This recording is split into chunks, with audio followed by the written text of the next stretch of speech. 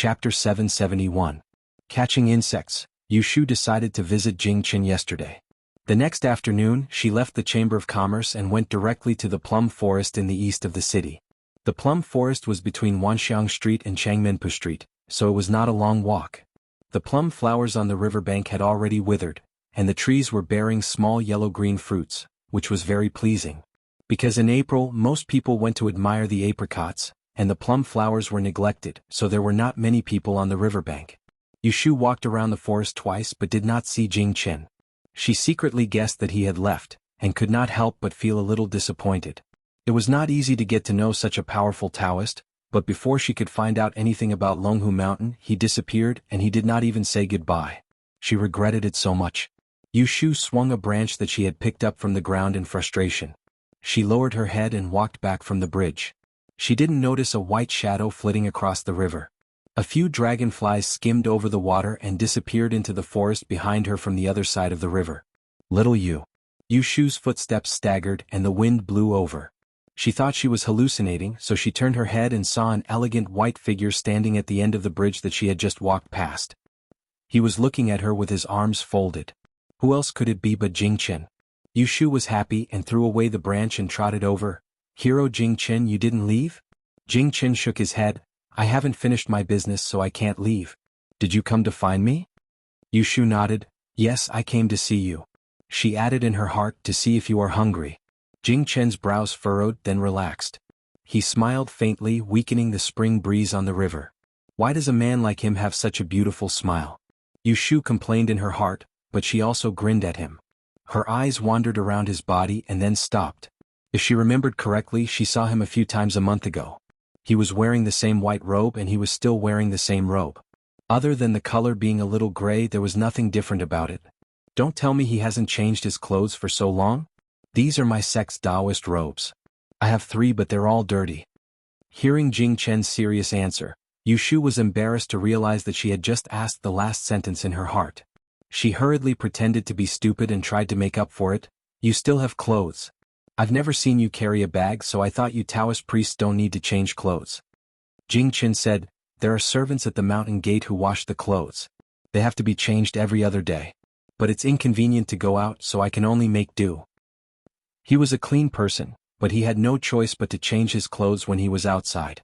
Every night, he could only go to the river outside the city and soak his body in cold water so that he wouldn't get dusty. Yushu could hear the hidden helplessness in his words, so she blurted out, "Why don't I help you wash them?" After saying that, she wanted to slap him. How could a girl propose to wash a man's clothes, even if he was a Taoist priest? She could only look at Jingqin, waiting for him to refuse. "All right, follow me." Jingqin turned around. He walked into the forest, so he missed Yushu's stiff expression. It turned out that a hero was also a human, and a Taoist priest was not an immortal. Jingqin flew up and took a bag from the tree. He took out 3 gray robes and gave them to Yushu, saying, "Thank you." Yushu laughed dryly and took them. This time she was not in the mood to yell at his qinggong, so she rolled the 2 robes in her hands. Fortunately, although the clothes were gray, they didn't have a strange smell. Otherwise, she was afraid that her face would turn black. "Then I'll bring them back when I'm done washing them." "Well, no hurry." Jingqin looked down at himself. "I can still wear this for a few days." Yushu looked up and down, and her eyes fell on his slightly damp boots. She didn't want to continue this topic, afraid that she would be the first to take his shoes back to wash, so she changed the topic. "Ah, have you eaten today?" Jingqin turned to look at the dusk sky and said, "Not yet." Yushu said, "Do you still have the money for the bead last time?" Jingqin shook his head, took out an empty money bag from his sleeve and squeezed it. "No." Sure enough, she couldn't put too much hope on this little white guy. He was just wearing a layer of a hero's skin, so he didn't eat anything. 20 taels of silver would be gone in a month. If it wasn't for his luck that saved her, he would have starved to death sooner or later. "Do you still have the bead?" Yushu asked. If not, she still had 2 taels of silver on her. She could lend it to him first. When Jingqin heard this, he thought for a moment, then reached behind his back and pulled out the sword with a shwa sound. The green light was piercingly cold, and Yushu was so shocked that she took a step back before she could stabilize her footing. She stood with 1 foot forward and 1 foot back, staring at the sword as if she was facing a great enemy. It was not that she was timid, but that she cherished her life too much. Now that she had been reborn, Anything that could threaten her life would make her feel uncomfortable all over. Jing Chen's eyes slid over her body, and he lowered his head with a silent smile. He spun the sword in his hand half a circle, and the blade pointed towards himself. The security alarm was lifted, and Yu Shu stood up straight. She watched as Jing Chen's fingers nimbly untied a sword tassel hanging from the hilt of the sword. She didn't notice it before, but looking again today, Jing Chen's long sword with a black hilt and golden scabbard had an oblate carved jade pendant hanging on it. "I'll have to trouble you to make a trip for me." He wanted her to exchange it for money. Yu Shu took the sword tassel and turned it over and over to look at the jade pendant hanging in the middle. She knew it was unusual, so she hesitated and said, "Such a precious thing, it would be a pity to pawn it." "It's okay." Jing Chen's tone was light, as if it was not a piece of jade but a stone. Yu Shu suggested, "Why not make it a living contract and redeem it when you have money in the future?" Jing Chen was puzzled. "What is a living contract?" Yu Shu patiently explained, "The place where people exchange things for money is called a pawn shop.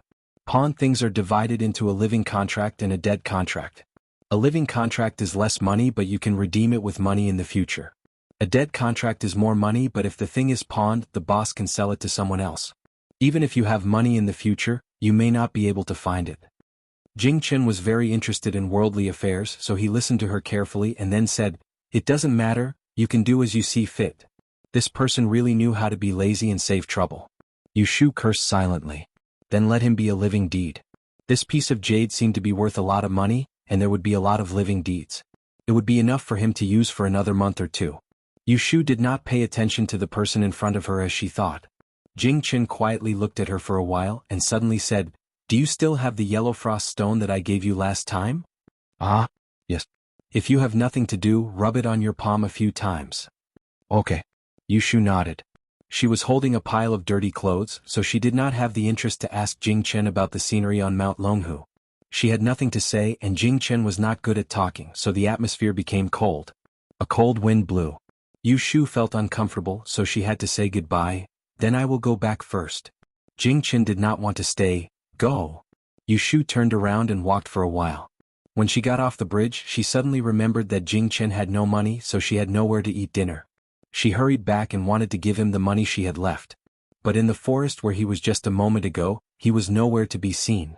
She shouted a few times, but no one responded. She muttered a few words in confusion, and then hurried home after the sun went down. At night the sky was clear. The master and the apprentice sat in a small courtyard and watched the stars. One was lying comfortably on a rattan chair, and the other was struggling to raise his head. See? Above the Big Dipper, the seventh star is called Pajuan. It is said that when King Zhou of the Shang dynasty died, this star became dark. It is a big killing star, responsible for the lives of husband and wife, children and servants. It is the same as the 7 murders and the greedy wolf stars. On the contrary, if it is in the middle of the day, you will be promoted. If it is a woman's life, it will bring prosperity to the husband and children. Qing Zheng did not speak fast, so Yu Shu listened carefully. She would ask him again if she missed something, so she did not deliberately write it down on paper. Moreover, the night sky was very beautiful and the silver lake was full of stars. The posture was charming, as if there was a charming beauty in front of him. How could he be distracted? Everything is related to the stars.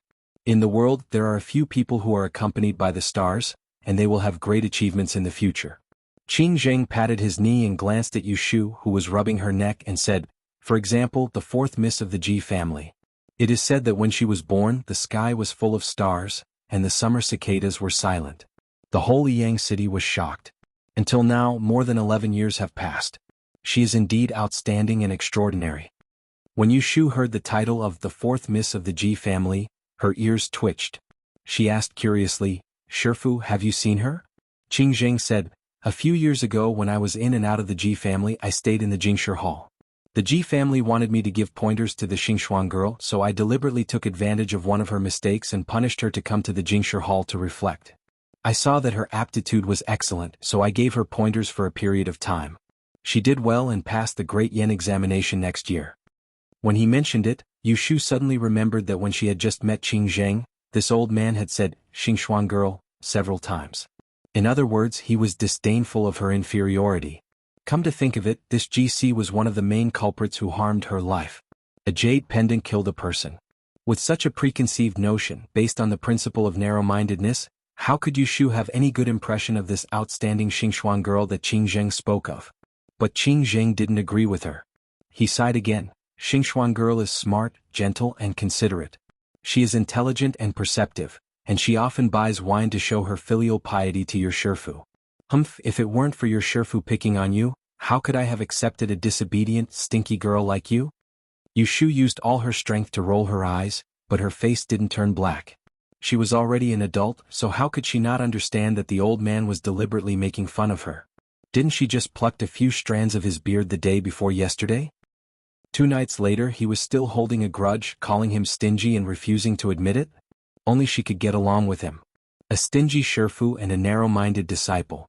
Was there anything more compatible than this? Alas! Hearing his heavy sigh, Yushu held back her laughter. In order to satisfy his vanity she had to pretend to be jealous and said, "Don't sigh. It's just some wine. In the future when I become rich I will make a wine pool for you and let you swim in it. Didn't you just talk about King Zhou? That guy has a wine pool and he also has a meat forest. Do you want it?" The small courtyard was quiet for a moment, and then a curse burst out, mixed with a few muffled laughs. The stars in the sky looked down at the master and disciple bickering on the ground, blinking happily. Chapter 772. On the second morning after Yushu returned to the capital, Jing Qin came looking for her. She didn't have to go to the imperial astronomer's office to take attendance for 2 days. She didn't go anywhere but stayed at home, waiting for Jing Qin to come because she owed him an explanation. In less than 10 days Jing Qin had actually lost a lot of weight. It was as if he was seriously ill. Even the slightly thicker clothes on his body could not hold him up. Yushu felt guilty. After the two of them met, she kindly led him to the small study room in the north wing and closed the door to talk. As soon as Jing Qin sat down, he lowered his voice and asked her, "Did my father and Shui Rui escape?" When she heard him ask this question, Yushu knew that he was more concerned about Yunhua and Shui Rui than he was about his resentment. So, she told him with certainty, "They have already escaped far away. Even if Shui Rui sent people to chase after them, they would not be able to catch up with them." "Shui Rui, is he really my elder brother?" Jing Chen's words were cryptic. He was hesitant but he did not question it. It was obvious that he did not find it difficult to accept this fact. Yunhua ran away with Shui Rui, leaving behind this mess. Yushu had to clean it up for her. She had no choice but to bite the bullet and tell him the truth. When Yunhua went to the capital to take the imperial examination, there was already a first wife, Han, in my hometown. Brother Shui is Madame Han's son. He is 1 year older than you. Because Yunhua was attacked in the capital, mother and son were chased after. Madame Han was unfortunately killed. Brother Shui was lucky to escape and was saved by Uncle Shui, who was sent to Suzhou to be an official. In order to deceive people, he raised him as his own son. She took a breath and did not want the two brothers to be enemies, so she exonerated Shui Rui. Brother Shui and I only learned that he and Yunhua are father and son not long ago.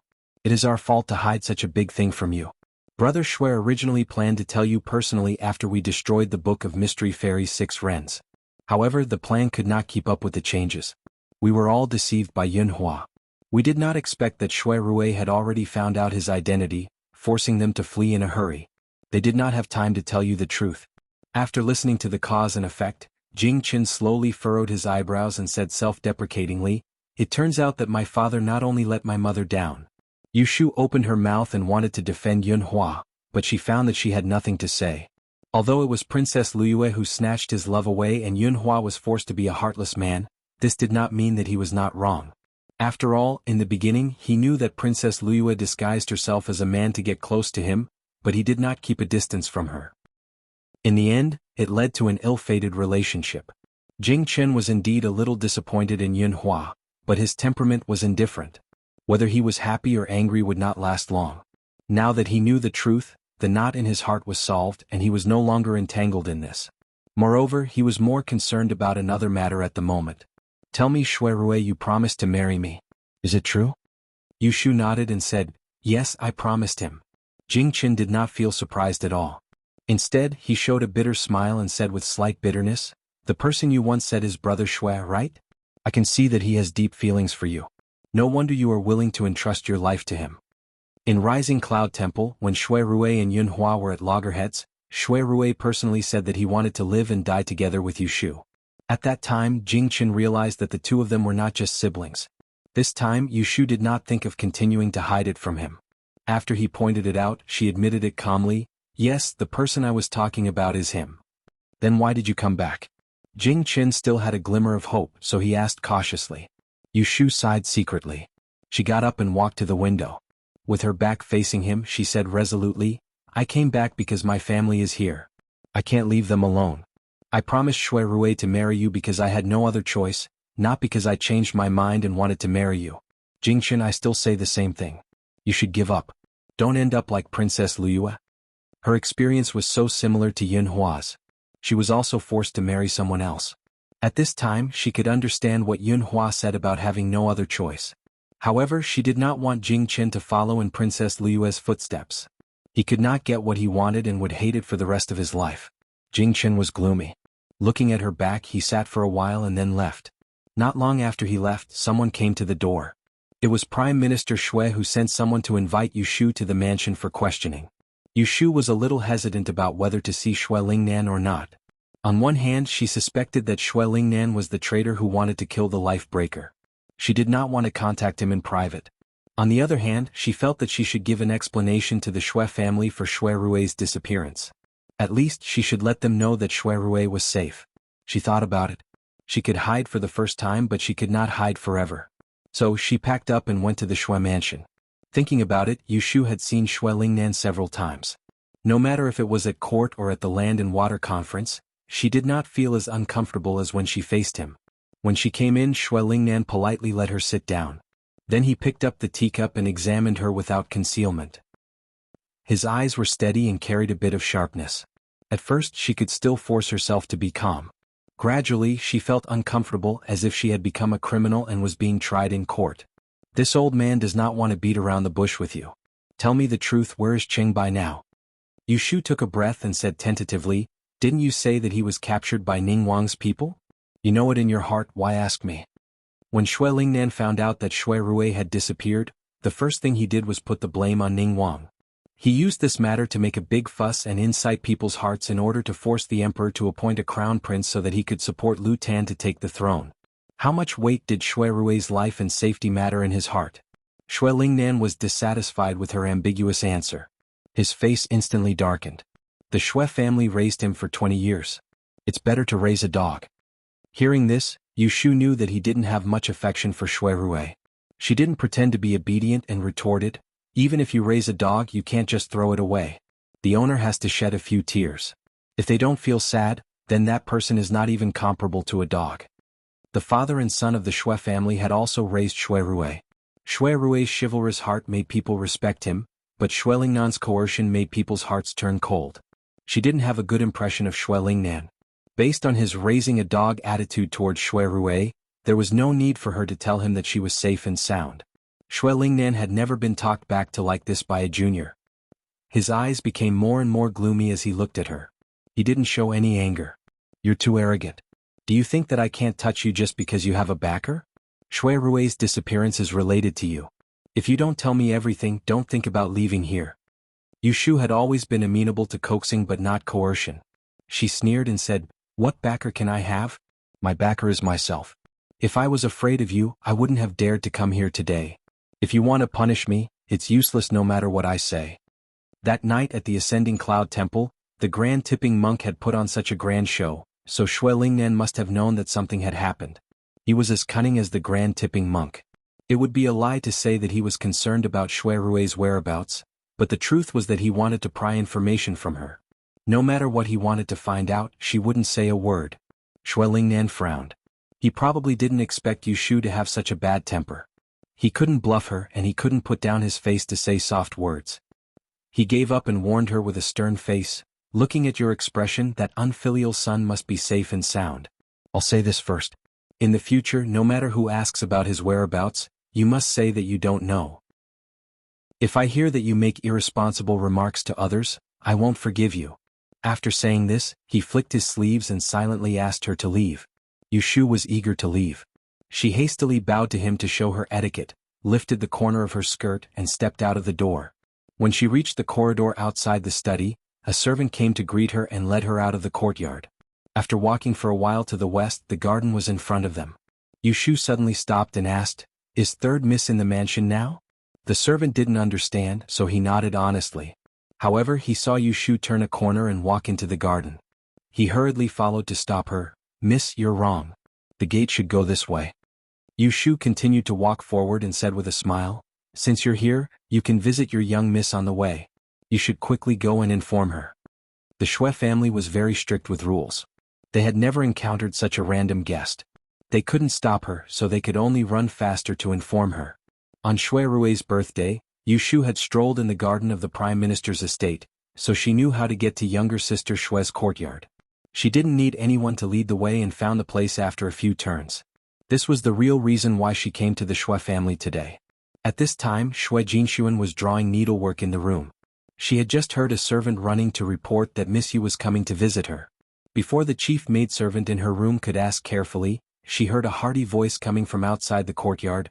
"Is younger sister Jinshuan here?" "I'm here to see you." When Shui Jinshuan heard that it was Yushu, she hurriedly put down the needle and thread in her hand. She swept away her usual gentle appearance and trotted out. Seeing the figure standing at the door of the courtyard, she was very surprised. Yushu called her again, and she hurriedly asked the old maid guarding the door to let her in. "You older sister, why are you here?" Shui Jinshuan stuttered when she was nervous.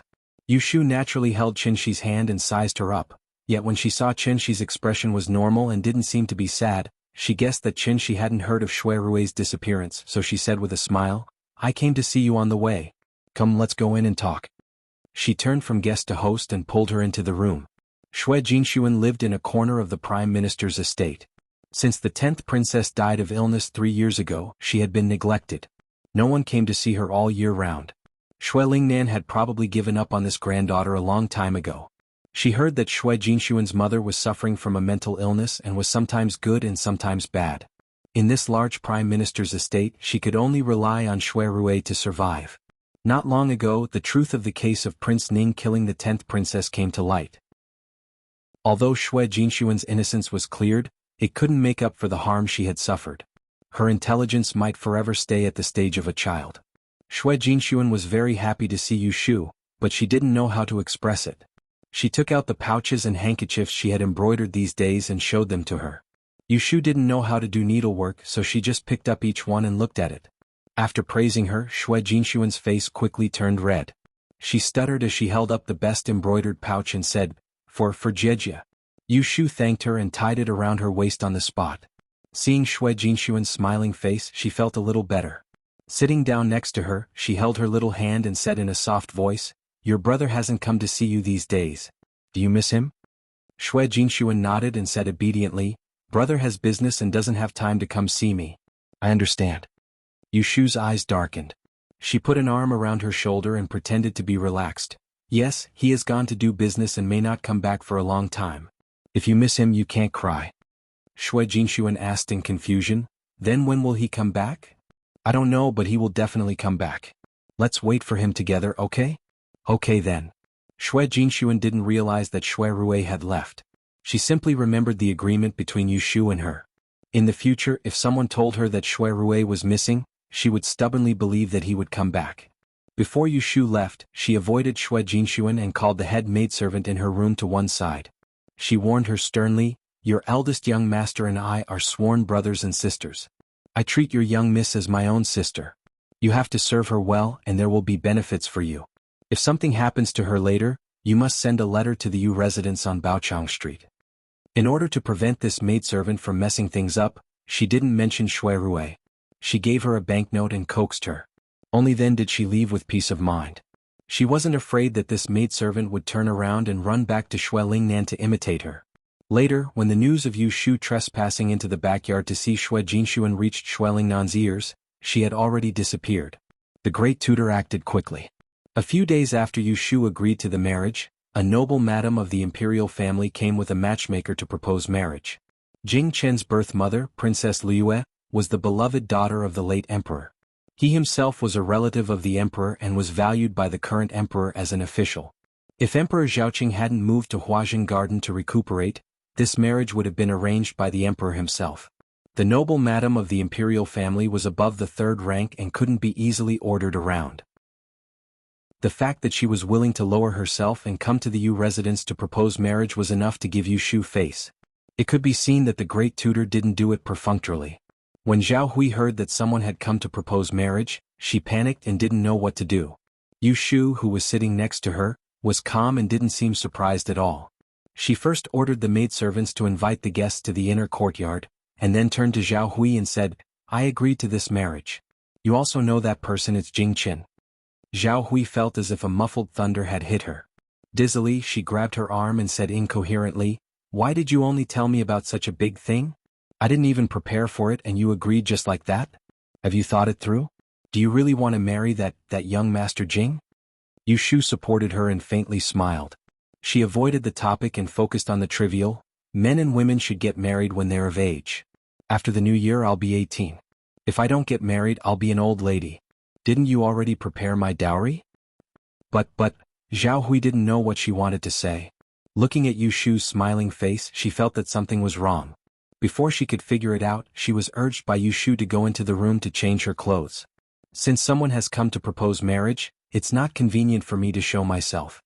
Mother, go see the matchmaker. You only need to agree to the marriage. Everything else will be handled according to the rules." Zhao Hui was forced to sit in front of the royal madam. She had long forgotten her previous doubts and only focused on dealing with the groom's family. The matchmaker had a glib tongue. He first praised Yu Shu and Jing Qin before mentioning the marriage. Although Yu Shu had agreed, Zhao Hui refused to be careless. She forced herself to ask all the questions she needed to ask. The royal madam didn't look down on her, a common woman, nor did she care that she was the groom's godmother. She spoke to her in a friendly manner, with an attitude that as long as Yu Shu was willing to marry, everything could be discussed. This made Zhao Hui feel more at ease. She took out Yu Shu's Gingchen 8 characters and exchanged it with the groom's family. This was considered as an official marriage. In the evening, He Fangji and Yu Xiaoxiu came back. They heard from Zhao Hui about Yu Shu's marriage. They were very surprised. Yu Fangji was fine. After all, he knew Jing Qin, so it wasn't difficult for him to accept it. However, Yu Xiaoxiu looked defeated. He turned around and ran to the north to ask Yu Shu for confirmation. "Sister, you want to marry brother Jing?" Yu Shu was in the study, flipping through the account books sent by Nanlin Lumber Company yesterday. She raised her head to look at Yu Xiaoxiu, who had rushed in, and expressionlessly said, "I'm going to marry him, what's there to be surprised about?" Yu Xiaoxiu closed the door tightly and walked to her. He put his upper body on the desk and tiptoed closer to her. He lowered his voice and said, "If you marry brother Jing, what about brother Shui?" Yu Shu was stunned. She didn't expect him to say this. Yu Xiaoxiu saw that she didn't say anything. He scratched his ears and cheeks anxiously. "Sister, don't you like brother Shui? I can see that he also likes you. Does he know that you are going to marry brother Jing? Did the two of you quarrel?" The rumor that Shui Rui had been kidnapped by Ning Wang had spread through the court. A child like Yu Xiaoxiu who didn't know the affairs of the world knew nothing about it. He hadn't heard that something had happened to Shui Rui, so he had such naive thoughts. Yu Shu smiled bitterly. She thought that she and Shui Rui had concealed their relationship well, and everyone thought that they were siblings. However, Yu Xiaoxiu, who was only half an adult, had seen through it with a single glance. "How old are you to know what it means to like someone?" She poked his forehead with her index finger and pushed him away. She lowered her head and continued to study the account books. Although Nanlin Lumber Shop wasn't eye-catching in Jing City, it made tens of thousands of taels every season. This was mainly because Shui Zhao had bought and rented a large piece of forest in the south. He didn't lack raw materials. Later, he handed it over to Shui Rui to manage. He didn't hesitate to hire a group of skilled craftsmen. Whether it was furniture making or civil construction, they could take care of everything. "Jiejia, Jiejia? Jiejia?" Yu Xiaoxiu called out a few times. Yu Shu didn't pay attention to him and deflated like a deflated ball. He didn't have the courage to pester her and left dejectedly.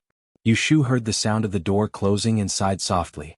Aunt Shui was the last person in the family to know about Yu Shu's marriage. She found out from Zhao Hui about Jing Chen's family background and character. She was overjoyed and didn't complain about Yu Shu acting on her own. She was happy that her daughter had climbed up a high branch and was going to be the emperor's niece-in-law.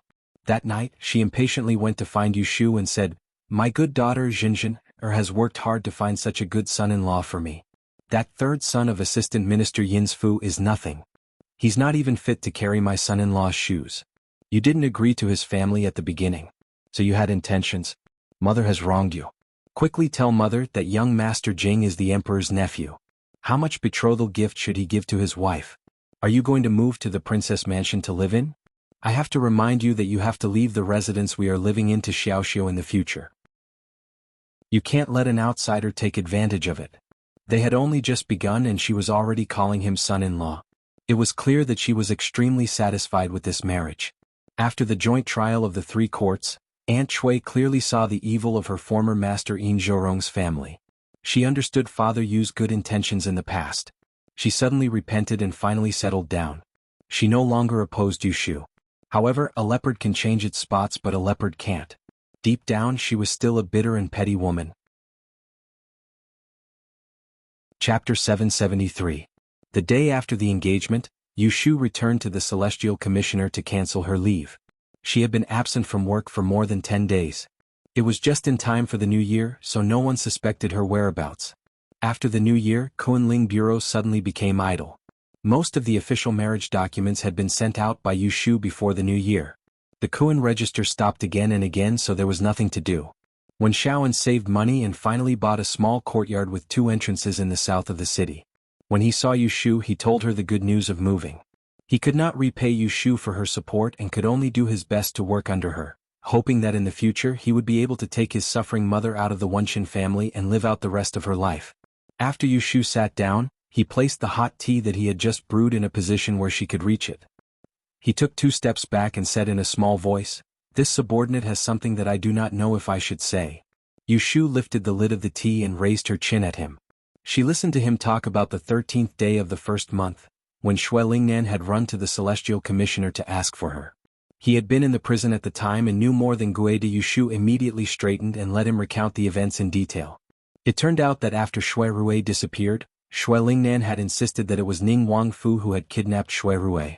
Ning Wang had not been convicted for the 10th princess case and had been detained by the Imperial Commissioner. Xue Lingnan had confidently found the great Tiandao to argue. In order to appease him, the great Tiandao had taken him to the Imperial Commissioner to confront Ning Wang. I know someone in the Imperial Commissioner and heard privately that Ning Wang and Xue Daran had quarreled that day. Ning Wang not only did not admit that he had sent people to kidnap Xue Daran, he angrily called Xue Daran a traitor and said that he wanted to drag Xue Daran with him to Huajin Garden to see the emperor. This was different from what Gueda had said. The one who wanted to see the emperor was not Xue Lingnan but Ning Wang. Ning Wang had killed the 10th princess. The evidence of his crime was clear. How could he have the face to see his emperor? He probably knew that Emperor Zhaoqing was beyond cure. If he didn't fight with all his might, he wouldn't have another chance. Since Yushu knew about this, she decided to support a puppet emperor and wait for the Tai Bone of Destiny to appear. Prince Ning was the first to be abandoned. The 9th prince, Lu Tan, who was backed by the Xue family, was also not considered. The remaining candidates were the 8th prince, Lu Du, and the 12th prince, Lu Chan. These 2 were equally mediocre and their mother's family was not prominent. Even if they became the emperor in the future, the Book of Mystery Woman 6 Rens would predict that the emperor would be someone else, and it would be easy to overthrow them. How would the big clue point choose? Yushu pondered for a while and gave up trying to figure out the big point. In any case, she would rather die than let anyone take her child as a destiny grand bone. She also believed that Xue Rui would definitely have a way to stop her marriage with Jing Chen. Before that, she had to find something for herself to do. When Xiao and saw Yushu suddenly stand up and walk out with her cloak, he quickly went forward to roll up the curtain for her and asked, "Where are you going at this time?" Yushu turned back and smiled at him. "Previously the big clue point gave me a task. I have completed it and am now going to ask for a reward." When Xiao and was more perceptive now. How could he not hear the hidden meaning in her words? However, he did not ask more. After sending her to the door, he turned back to study the notes he had obtained from Taisher Library. He always remembered Yushu's advice and did not waste his time. When Yushu arrived at Taishilu, the big clue point saw that she was amiable. Needless to say, he knew clearly about the matchmaker's proposal yesterday. Taking advantage of his good mood, she begged him. "You were also present at the joint hearing between the 3 courts. My family's ancestors can be said to be the inheritors of the Book of Changes. My grandfather's grandfather's grandfather used to be an official in the Celestial Commissioner. This matter can be verified by the Imperial Commissioner. My family has had 2 Book of Changes in 7 generations. It has been 100 years and I am the deputy chief of the first bureau. Logically speaking, my Yu family is qualified to be called the Book of Change's aristocratic family, right? The Grand Preceptor listened to her spouting a bunch of nonsense, finally boasting shamelessly about calling it an aristocratic family. He could only treat it as a joke and teased, "This seat has never heard of anyone who dares to carry the title of an aristocratic family." "Why not? I can afford it," Yu Shu said calmly. Titian raised his eyebrows and asked her, "Do you know that in order to be called an aristocratic family, apart from those rules and regulations, you must first offer a unique skill to the Celestial Commissioner, and then pay 100,000 taels of tax before you can exchange for an aristocratic family plaque? In other words, if you are willing to teach your unique skill to outsiders, do you have that much money?" Yu Shu had already made up her mind. She didn't feel the pinch as she said straightforwardly, "I can't offer the death-severing mystic art, but I have more than one secret art that I can offer. As for the 100,000 taels of silver, I'll just pool it from various places. As long as you say a good word for me and don't let the Imperial Commissioner make things difficult for me." This time, Titian finally knew that she wasn't joking. She really wanted to be called an aristocratic family. He thought about it and couldn't refuse. After all, if she obediently returned to the capital and got engaged to Jing Qin, he would give her a stick. If she wanted a name, he would give her a name. If she wanted benefits, he would give her benefits. If she didn't have any desires, he would be worried. "Since you are begging me, I will make things convenient for you. I will inform the Imperial Commissioner. When you collect the money, you just need to report it. No one will make things difficult for you." Titian gave Yu Shu a guarantee. She was sure that she wanted to be called an aristocratic family. However, Yu Shu didn't just want the title of an aristocratic family. She wanted to use this title to open the Great Exchange Shop. Shui Rui had already paved the way for her, so how could she waste his efforts? As soon as Yu Shu got home, she was called over by Zhao Hui to discuss her marriage. In Zhao Hui's view, if Yu Shu married into the princess's residence, she would undoubtedly marry into a noble family. It was necessary to prepare a generous dowry so that she wouldn't be looked down upon by outsiders. However, the problem was that Yu Shu was the head of the family. If she married away, would the family be divided? How would they be divided? Zhao Hui told her concerns to Yu Shu. Yu Shu said without thinking, "If we don't separate, why should we separate? Even if I get married in the future, I will still be the head of the Yu family." In the whole Yu family there were only her and Yu Xiaoxiu. If she wanted to be called an aristocratic family, she must shoulder the burden of being the head of the family. There were precedents of female families in Dan. Her move wasn't shocking, but it would at most cause criticism. Sure enough, Zhao Hui wasn't surprised after hearing it. She only worried about her. "You are so strong. What if young Master Jing Qin doesn't like it?" Yu Shu said indifferently, "If he doesn't like it, I will just break off the engagement." Zhao Hui was stunned. Break off the engagement? Seeing that her expression wasn't right, Yu Shu quickly laughed. "I am just joking. He won't be unhappy." Zhao Hui became suspicious. "Are you serious with me? Do you like this marriage or not? Why do I feel that you don't care about it at all? If you don't like it, you should make it clear as soon as possible. Don't wait until it is too late to regret it." "How could I?" Yu Shu laughed dryly and stood up guiltily. "I'll have to trouble Mother to help you with the dowry. I'll go back and ask Yundo to send the key to my storeroom over. You can take it or use it." After saying that, she hurriedly slipped away. Zhao Hui couldn't even stop her. In the north wing, Yu Shu took out a foot-long red lacquer box from the secret compartment behind the bed and opened it on the bed. The box was divided into 2 layers. On the first layer there was a stack of banknotes neatly stacked. The smallest denomination was 100 taels. On the other layer there were house deeds, land deeds, warehouse keys and so on. These were her family's assets. In addition, there were a lot of silver and copper coins, antiques, paintings, jades and jewels in the warehouse. 1 month ago, she wouldn't even think about exchanging 100,000 taels for a nameplate of an aristocratic family. But Shui Rui handed over all his assets to her. With the 50,000 taels of gold hidden under the wine cellar of Wangji building, she dared to talk big in front of the big suggestion. Yu Shu took out the stack of banknotes. Inside were the profits Pei Jing gave her after clearing the crystal business before the new year. Together with her previous savings, it was a total of 100,000 taels. She counted it twice and put the extra banknotes aside. Then she took off the purple jade bat that she wore and put it in the bottom of the lacquer box. This was the token that Shui Rui left for her. After seeing it, Guida handed over all of Shui Rui's assets to her without saying anything. She no longer needed it as a witness. She was afraid of accidentally losing it, so it was better to hide it.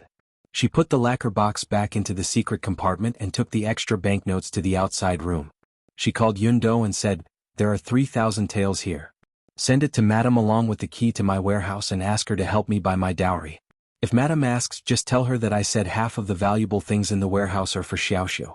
The other half is up to her. I don't need you to do anything for now. Just help Madame."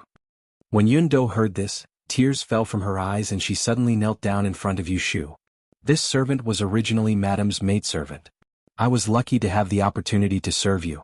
This servant admits that I am not as smart as Sister Exener and Sister Linha, and I am not as likable as Sister Xiao Kuei. However, this servant dares to swear that when it comes to loyalty, this servant does not lose to any of them. This servant is willing to not marry and serve you until you grow old. However, when Miss marries, please bring this servant along. Don't leave this servant behind." Yushu was a little surprised to hear this from her. One must know that Yundo was an honest person and had never been clever. Ever since she became rich, she bought many servants in the residence. There were many who were smarter and more diligent than Yundo. The reason why Yushu had always put her in an important position and let her manage the affairs of the North Palace was mostly because of Zhao Hui and old Madame He. Yundo had never expressed her loyalty in front of her. The other maidservants in Yushu's courtyard, who didn't rack their brains to get close to her. "Miss, I beg you." Yundo was afraid that she would not agree, so she knelt 2 steps forward and hugged her leg as she begged. Yushu laughed involuntarily and coughed lightly. She didn't hurry to let her get up and instead earnestly said, "I have the final say in the entire Yu residence. You don't have to suffer if you follow me here, but if you go to the princess residence, we will become outsiders.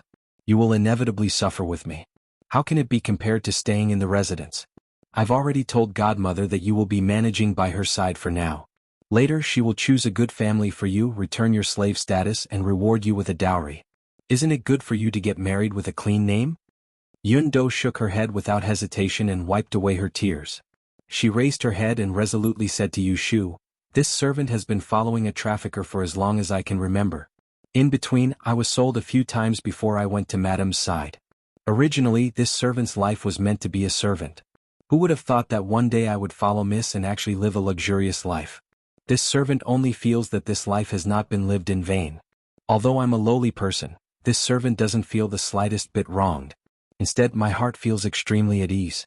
I don't have to worry about not having food to eat when I open my eyes, and I don't have to run around every day to make a living. Why should this servant get rid of my slave status and marry a man who I know but don't know his face? Who knows what kind of hard days I will have to live for the rest of my life?" She said so much, but in summary there was only one sentence. "Following you will have meat to eat." After listening to this, Yushu smiled and reached out to pull her up from the ground. She took out the handkerchief pinned to her lapel and wiped her face while saying, "I said that you are honest. You are really honest. You dare to say such words. Aren't you afraid that I will misunderstand you as a greedy villain and hate you from then on? Forget it. Since you have such loyalty in the future, follow me well." Yundo's tears turned into a smile. She stood obediently and waited for Yushu to wipe her tears before reaching out to take the handkerchief. She squatted down and said, "This servant will go to Madame's side to help." Yushu waved her hand and let her go. The princess residence. The matter of Jing Chen's marriage was not publicized or deliberately concealed. There were instructions from the higher-ups. The people from the Ministry of Rites came to the princess residence every 2 or 3 days to prepare betrothal gifts. This commotion naturally alarmed Shui Yun. She went to ask the chief steward and was told that Jing Chen's marriage was approaching. For a moment, she was at a loss of what to do. When she asked in detail that the person he was going to marry was actually Yushu, she felt as if a bolt of lightning had struck down from the clear sky, blasting her to pieces. In a panic, Shui Yun had someone push her to Shufeng Pavilion. She found Jing Chen, who was practicing his swordsmanship, and anxiously asked him with a pale face, "Shixiong, you want to marry that Yu Lianfang?" Jing Chen did not pay attention to her. His clothes were thin and his body was like the wind. The sword shadows in his hands intertwined and formed a hazy green light. She did not know why her heart palpitated. Every move merged with heaven and earth. It was actually a situation that could only be seen when swordsmanship had reached perfection. But Shui Yun did not pay attention to this. She thought that he had tacitly agreed. She put her hands on her knees and held back her scream. She asked him with a trembling voice, "Why? Why do you want to marry her? Did she force you?" Did she use the matter of losing her life to threaten you and force you to marry her? Jing Chen's wrist paused and he fell from midair. The celestial being realm just now was like a flash in the pan, disappearing without a trace. He turned around and raised his sword. With a move of strong wind-sweeping lotus, the sword chi went straight for Shui Yun's face. However, when the sword approached, it was deflected layer by layer and stopped right between her eyebrows. If it had gone forward half an inch, it would have chased after her soul and taken her life. You're wrong. It is not her who forced me. I forced her. The blood drained from Shui Yun's face. Jing Qin moved the sword away and raised his arm to wipe the blade with his sleeve. Only then did she see clearly that the sword in his hand was not a sharp sword, but a rusty dagger. It was so blunt that she could not tell how old it was. What do you mean by this? She was so smart that she could guess the truth in the blink of an eye. However, she was not willing to face it. Jing Qin glanced at her struggling expression and coldly said, "Haven't you always wanted to know the method to break her life? Let me tell you, the great calamity of peace must be husband and wife to the person who breaks her life in order to break her life." Shui Yun gasped for breath and clutched her chest. She stared at him in disbelief and said, "How could that be? Did you make a mistake somewhere? You don't have to marry her. There must be some other way, right?" "There is no other way." Jing Qin mercilessly pierced through her delusion. Looking at her as if she had lost her parents, he did not say anything to comfort her or provoke her. He walked around her with his sword in hand. "Senior brother." Shui Yun suddenly called out to him and shouted at his back, "Now both of your wishes have come true. I know you admire her and she also likes you. If it weren't for me getting in the way, you two would have already become a couple. I'm afraid this is what you think in your heart. That's why you always despise a cripple like me. You want to drive me back to Mount Longhu so that I won't ruin your happy occasion. Jealousy could drive a person crazy." In the end, she still had not given up on Jing Qin. She had dragged her crippled legs and refused to return to Mount Longhu to receive treatment in order to win his sympathy. She hoped that he would change his mind, but who would have thought that this would be the result of her enduring humiliation? Jing Qin stopped and turned around to say, "I don't hate you. On the contrary, I have to thank you. If it weren't for you stopping me, I'm afraid I would have already harmed her." In the beginning, he and Yushu were in love with each other. If it weren't for Shui Yun forcing him to cut off his feelings, he and Yushu wouldn't have fallen out, and there wouldn't have been any twists and turns later. Now he should be glad that Yushu didn't have him in her heart. She wouldn't be sad because of him and she wouldn't have any regrets because of him. After saying this, he walked away. Even though Shui Yun cried her heart out, he never looked back. There was one thing to mention. When Yushu went to the Celestial Commissioner's office to declare her aristocratic family, she didn't encounter the slightest bit of trouble. The scribe had already checked the background of the Yu family's great-grandfather, who used to serve as a celestial commissioner, and matched it with Yushu's. Then he made a copy of the residence card, genealogy, and other official seals that she brought with her. Then he took it to Chao Zwilling to ask for the official seal. In the end, Yushu paid the 100,000 taels for the plaque and submitted the rule of clear and rain that she had researched herself. The official personally reviewed it. In less than 3 days, she successfully applied for the title of the Yi Shui aristocratic family. After that, the Celestial Commissioner sent a letter to the Secretariat to have someone create a brand new aristocratic family plaque for the Yu family. The day the plaque was changed and unveiled would be the day the Yu family would be officially recognized.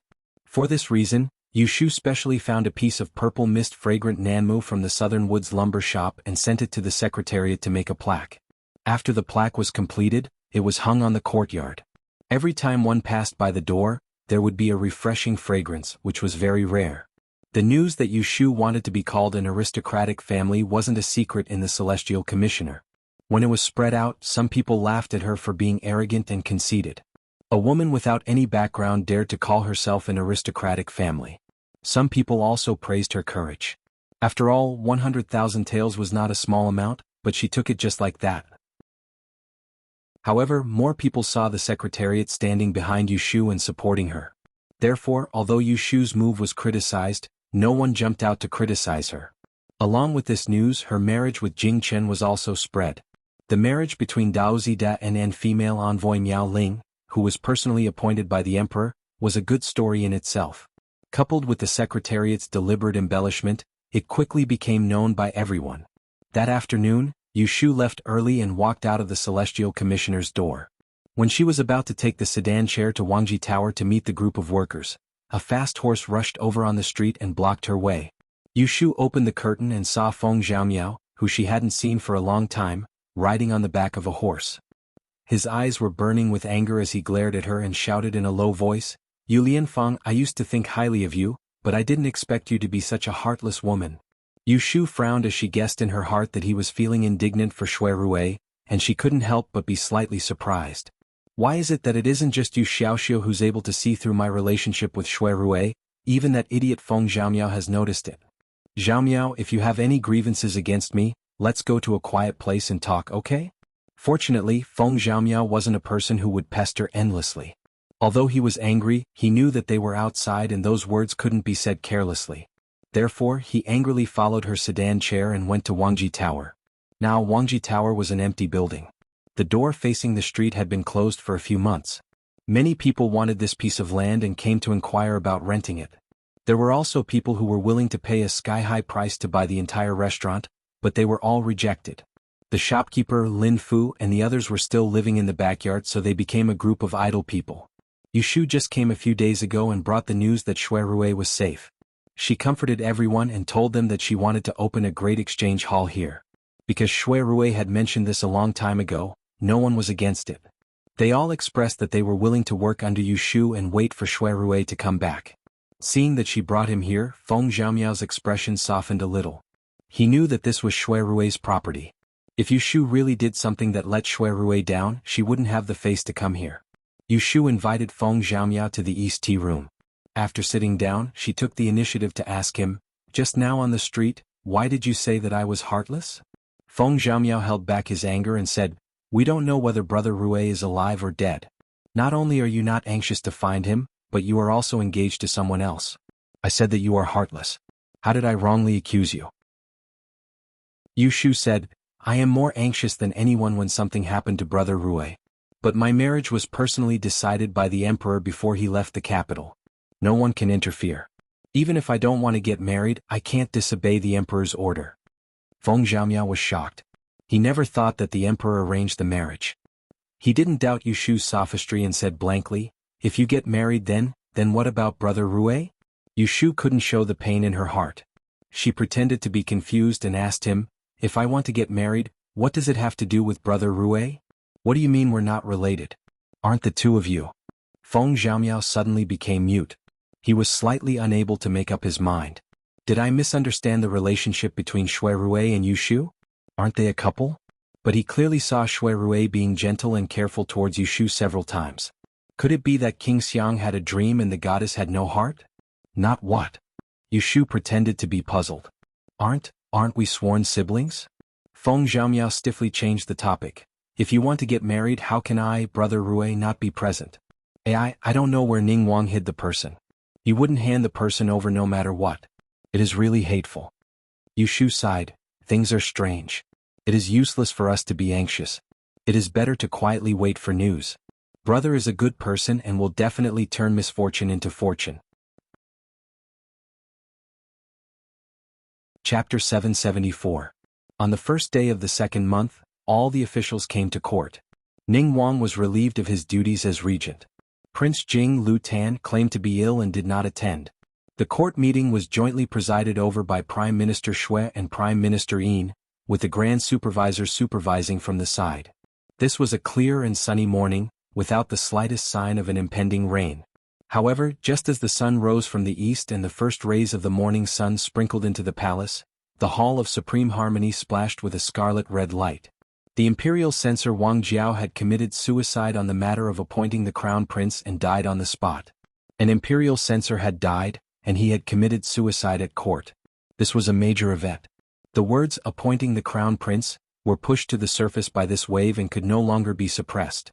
Wang Jiao's body was carried away. The officials mourned for a moment before exploding. Someone took the lead and the others followed suit. Half of the officials took off their hats and asked for the crown prince to be appointed. Emperor Zhaoqing was not present. Who were they acting for? The first to bear the brunt was the powerful Grand Supervisor. Zhu Muzhao knew that today would not be a good day. His gaze swept across the people in the hall, pausing only on Shui Lingnan and Yin Tianhou. He nodded and said in a low voice, "Imperial censor Wang is loyal, but he was too unyielding. I believe that if His Majesty knew of his ambition, he would be very grieved. If not for the fact that His Majesty is ill, we should have discussed the matter of appointing the Crown Prince long ago. As officials, we should be worried for the Emperor. Why don't you all go back and think carefully before recommending a candidate for the Crown Prince? I will gather the memorials and head to Huajin Garden as soon as possible to ask His Majesty to make a decision. At this point, Zhu Muzhao finally relented. The officials all agreed and began to whisper to each other about the conduct of the princes under Emperor Zhao Qing and who was more suitable to be the Crown Prince. They completely forgot that someone had just died here. Yu Shu stood in a corner and watched all of this coldly as if she was watching a joke. Shui Lingnan added fuel to the fire, Minister Yin looked on with folded arms, and the great Tiandao toyed with the civil and military officials in the palm of his hand. No one mentioned Prince Ning who had killed his own brother, no one mentioned Shui Rui whose whereabouts were unknown, and no one mentioned the long-delayed Dongying subjugation war. She looked up at the empty dragon throne on the jade steps, and as she breathed she could smell the decay of this court. After the court session ended, Yu Shu returned to the Kunling bureau. She first gathered a few of her subordinates and told them what had happened in the morning court session. During the court session, a censor died during the appointment of the heir apparent. Even though His Majesty was not present, this was the first death remonstrance in the Zhaoqing era. I believe that it will spread soon. Let me say the ugly words first. No matter how noisy it is outside, the people of our Earth Feather Bureau are not allowed to get involved. If anyone dares to form a clique for personal gain for the sake of wealth and riches, not only will they implicate their family and friends in the future, no one will be able to save them when they die. She looked at everyone's faces and saw one or two disapproving faces. She sneered and said, "That's all I have to say. Take care of yourselves." Then she left them behind and turned to enter the eastern pavilion. Wen Shao and silently followed and closed the curtains. As usual, he first poured tea for Yu Shu. Then he stood by the window and quietly observed the situation outside for a while. He saw people pulling and hiding in the opposite room. He turned his head and said to Yu Shu, "I'm afraid that some people will not understand Darren's good intentions." Yu Shu said, "Who cares about them? It's fine as long as my conscience is clear." Riches and riches were found in danger. She had once been like the people in court today. She had the intention to help the ruler fight for the throne and had been greedy for the merit of her son ascending to the throne. But this kind of greed, after she discovered the abnormality of the entire court, completely disappeared. The great Tidian did not have a single soldier in his hands, but he controlled the aristocratic families of the world. This was tantamount to controlling the hearts of the people. He was the spokesperson of the emperor. No one in court could shake his position. Even the emperor himself had to be restrained by him. Then what difference did it make who was the emperor? They were all puppets. Yu Shu's warning to her subordinates in public could not be hidden from the great Tidian's ears. He felt that she had smoothed out her edges and corners and was a person with potential. Thus, he sent someone to find her and asked her face to face, "What do you think about today's court meeting?" Yu Shu did not know what his intention was. She lowered her head and looked at her feet. "This lowly servant has only been in court for a few days. How could I dare to casually discuss the affairs of the country? You think too highly of me." Zhu Muzhao saw that she was pretending to be ignorant. The corner of his mouth curled up and he said, "The imperial censor Wang Jiao was the one who proposed to impeach you last year. Do you think that he is the kind of person who would use his life to remonstrate?" Yu Shu thought for a moment and shook her head. She was quite good at reading people. Wang Jiao was just an idiot who was blinded by fame and fortune. This kind of person usually cherished his life the most. How could he run away to seek death? "Why don't you use your death-breaking strange technique to see who is behind this?" She finally understood. Other than her identity as the person who broke her life, the great Tidian also valued her death-breaking strange technique. No wonder he told her so much inside information. It turned out that she had other uses for him. Yu Shu secretly sneered, but she had no choice but to pull herself together and feign civility with him. "The death-breaking strange technique consumes a lot of energy. I just performed a divination the day before yesterday. I won't be able to perform it again within 30 days. In order to prevent the death-breaking strange technique from being coveted by others, she had already made it clear at the gentleman's hibiscus banquet that the death-breaking strange technique could not be abused. Otherwise she would incur the wrath of heaven and cause endless disasters. "Oh." Zhu Muzhao's eyes flickered. He smiled faintly and said, "I thought you used that to coax people." Yu Shu calmed her mind and raised her head to meet his eyes. She was not afraid that he would use the great insight technique to investigate her. She said concisely, "That's the truth." The 7 stars in Zhuge Tong's eyes were divided into 2. One was in Jing Chen's hand, and the other was in Yunhua's hand. The great Tidian definitely did not know that she also had a ring made from the 7 stars on her body. She could deceive his eyes and ears. Zhu Muzhao did not notice anything strange about her, so he could see that she was not lying. He shook his head in disappointment and said, "That's a pity." Yushu quietly heaved a sigh of relief. She did not want to become a minion of the great Tidian. "If you do not have any other instructions, I will take my leave first." Zhu Muzhao shook his head, but he did not intend to let her go so easily. "Regarding the candidate for the crown prince, go back and draft a memorial to the throne. Submit it to me in 2 days. Yushu suddenly felt a headache coming on. She had never written a memorial to the throne before. Wasn't he deliberately making things difficult for her? She did not dare to play dumb with him anymore, so she had no choice but to agree to his request. "I will remember it. Go." Zhu Muzhao waved his hand and let her leave. He turned around and flipped open the document at the top of the jade table. There was a name list written in black and white on it. The 4th Prince Lu Si, the 7th Prince Lu Hao, the 8th Prince Lu Du, the 9th Prince Lu Tan, the 11th Prince Lu Yi, and the 12th Prince Lu Chan. He dipped his brush in cinnabar and first crossed out the names of Lu Si, Lu Hao, and Lu Yi. Lu Si and Lu Yi had been personally banished by Emperor Zhao Qing. The 2 of them had bad conduct and were not suitable to be the crown prince. Ning Wang Lu Hao had originally been the crown prince that Emperor Zhao Qing had favored the most. However, he had lost the initiative because of the 10th princess's case and could also be removed. As for the remaining 3, Lu Du was stupid, Lu Tan was weak, and Lu Tan looked like the most suitable candidate. However, he had the Shui family behind him and would cause endless trouble in the future. Zhu Muzhao thought it over and over. As he crossed out another name, he muttered to himself, "It is not easy to be the crown prince." After Yushu returned, she pondered over how to write the memorial. She was not sure if the great Tidian had a candidate in mind, so she did not dare to write carelessly. After thinking carefully, if she really had to recommend a crown prince, disregarding everything else just based on the conduct and talent of the princes, there was no doubt that Lu Tan was the most suitable. However, the one who was the best might not be the one who had the last laugh. Didn't Yunhua say that when the former emperor was still alive, although the Prince of Xiang and Jinshang came from the same mother, his intelligence and talent were better than his older brothers? In the end, didn't the mediocre Emperor Zhao Qing become the emperor and the capable Prince of Xiang became an idle prince? Yushu could not think of a clue and was not in a hurry. She simply put it aside and waited for the great Tidian to ask her about it. After a night, the next morning, the Yu residents received an invitation from the Prince of Xiang's estate. The heir of the Prince of Xiang, Lu Jiong, was pregnant with Lin Er last month. On the 5th day of this month, there was a banquet at Dinghua Hall. Yushu remembered that Lu Jiong had not married yet, so how did he suddenly have a son? She asked Zhou Hu to go out and inquire about it. Only then did she find out that the newborn was born from one of Lu Jiong's concubines. However, this was the eldest grandson of the Prince of Xiang, so the significance was extraordinary. Usually, it was a scandal for large families to not have a wife and children, so they had to hide it. Only the descendants of the imperial family were born noble. For example, before the incident with the Prince of Ning, didn't he also have a concubine eldest son? For this reason he held a banquet to announce to everyone. Originally it was a very normal happy event, but Yushu became suspicious.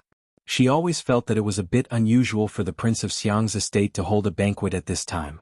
Until now, she still couldn't determine who the mastermind behind Jing Chen's dangerous encounter in the capital and the murder in the Imperial Historian's library was.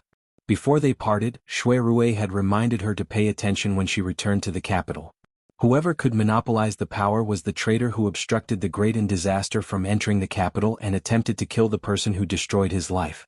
However, she watched coldly. The person who monopolized the power was actually the great Tidian. Could it be that he was the one who wanted to usurp the throne? How could that be possible? If the great Tidian wanted to kill her, he would have already done so. Why would he wait until now? Yushu wasn't smart enough and she had no one to discuss it with, so she could only be careful and cautious. She didn't plan to attend the full moon banquet for the descendants of the Prince of Xiang, so she put away the invitation and asked Zhou Hu to prepare a congratulatory gift. She sent it to the Prince of Xiang's estate one day in advance and said that she was sick. On the 5th day of the new year she didn't even go out. In the middle of the afternoon, Xen Lu came looking for her. Yu Shu was feeding the birds in the garden and asked someone to bring her over. I heard that you are sick. Aren't you fine? Why didn't you go to the wedding banquet today? Xen Lu was dressed delicately with a flower hairpin on her head and a jade belt on her waist. Her face was powdered and one could tell that she came straight from the banquet at Dinghua Hall. Yu Shu looked at her and shook her head. Don't want to go. Xen Lu rolled her eyes and consoled. Don't be too sad. Biaoge from the Shui family is such a smart person. Nothing will happen to him. She misunderstood that Yu Shu didn't attend the banquet because of Shui Rui's disappearance. Yu Shu sighed and hung the bird cage back. She pulled her to sit in the corridor and changed the topic. I see that your face is rosy and happy. Did something good happen? Nothing is set. Don't talk about me, talk about yourself. I just heard that you are going to marry academician Jing and was shocked. Xen Lu blinked and wanted to bluff her over.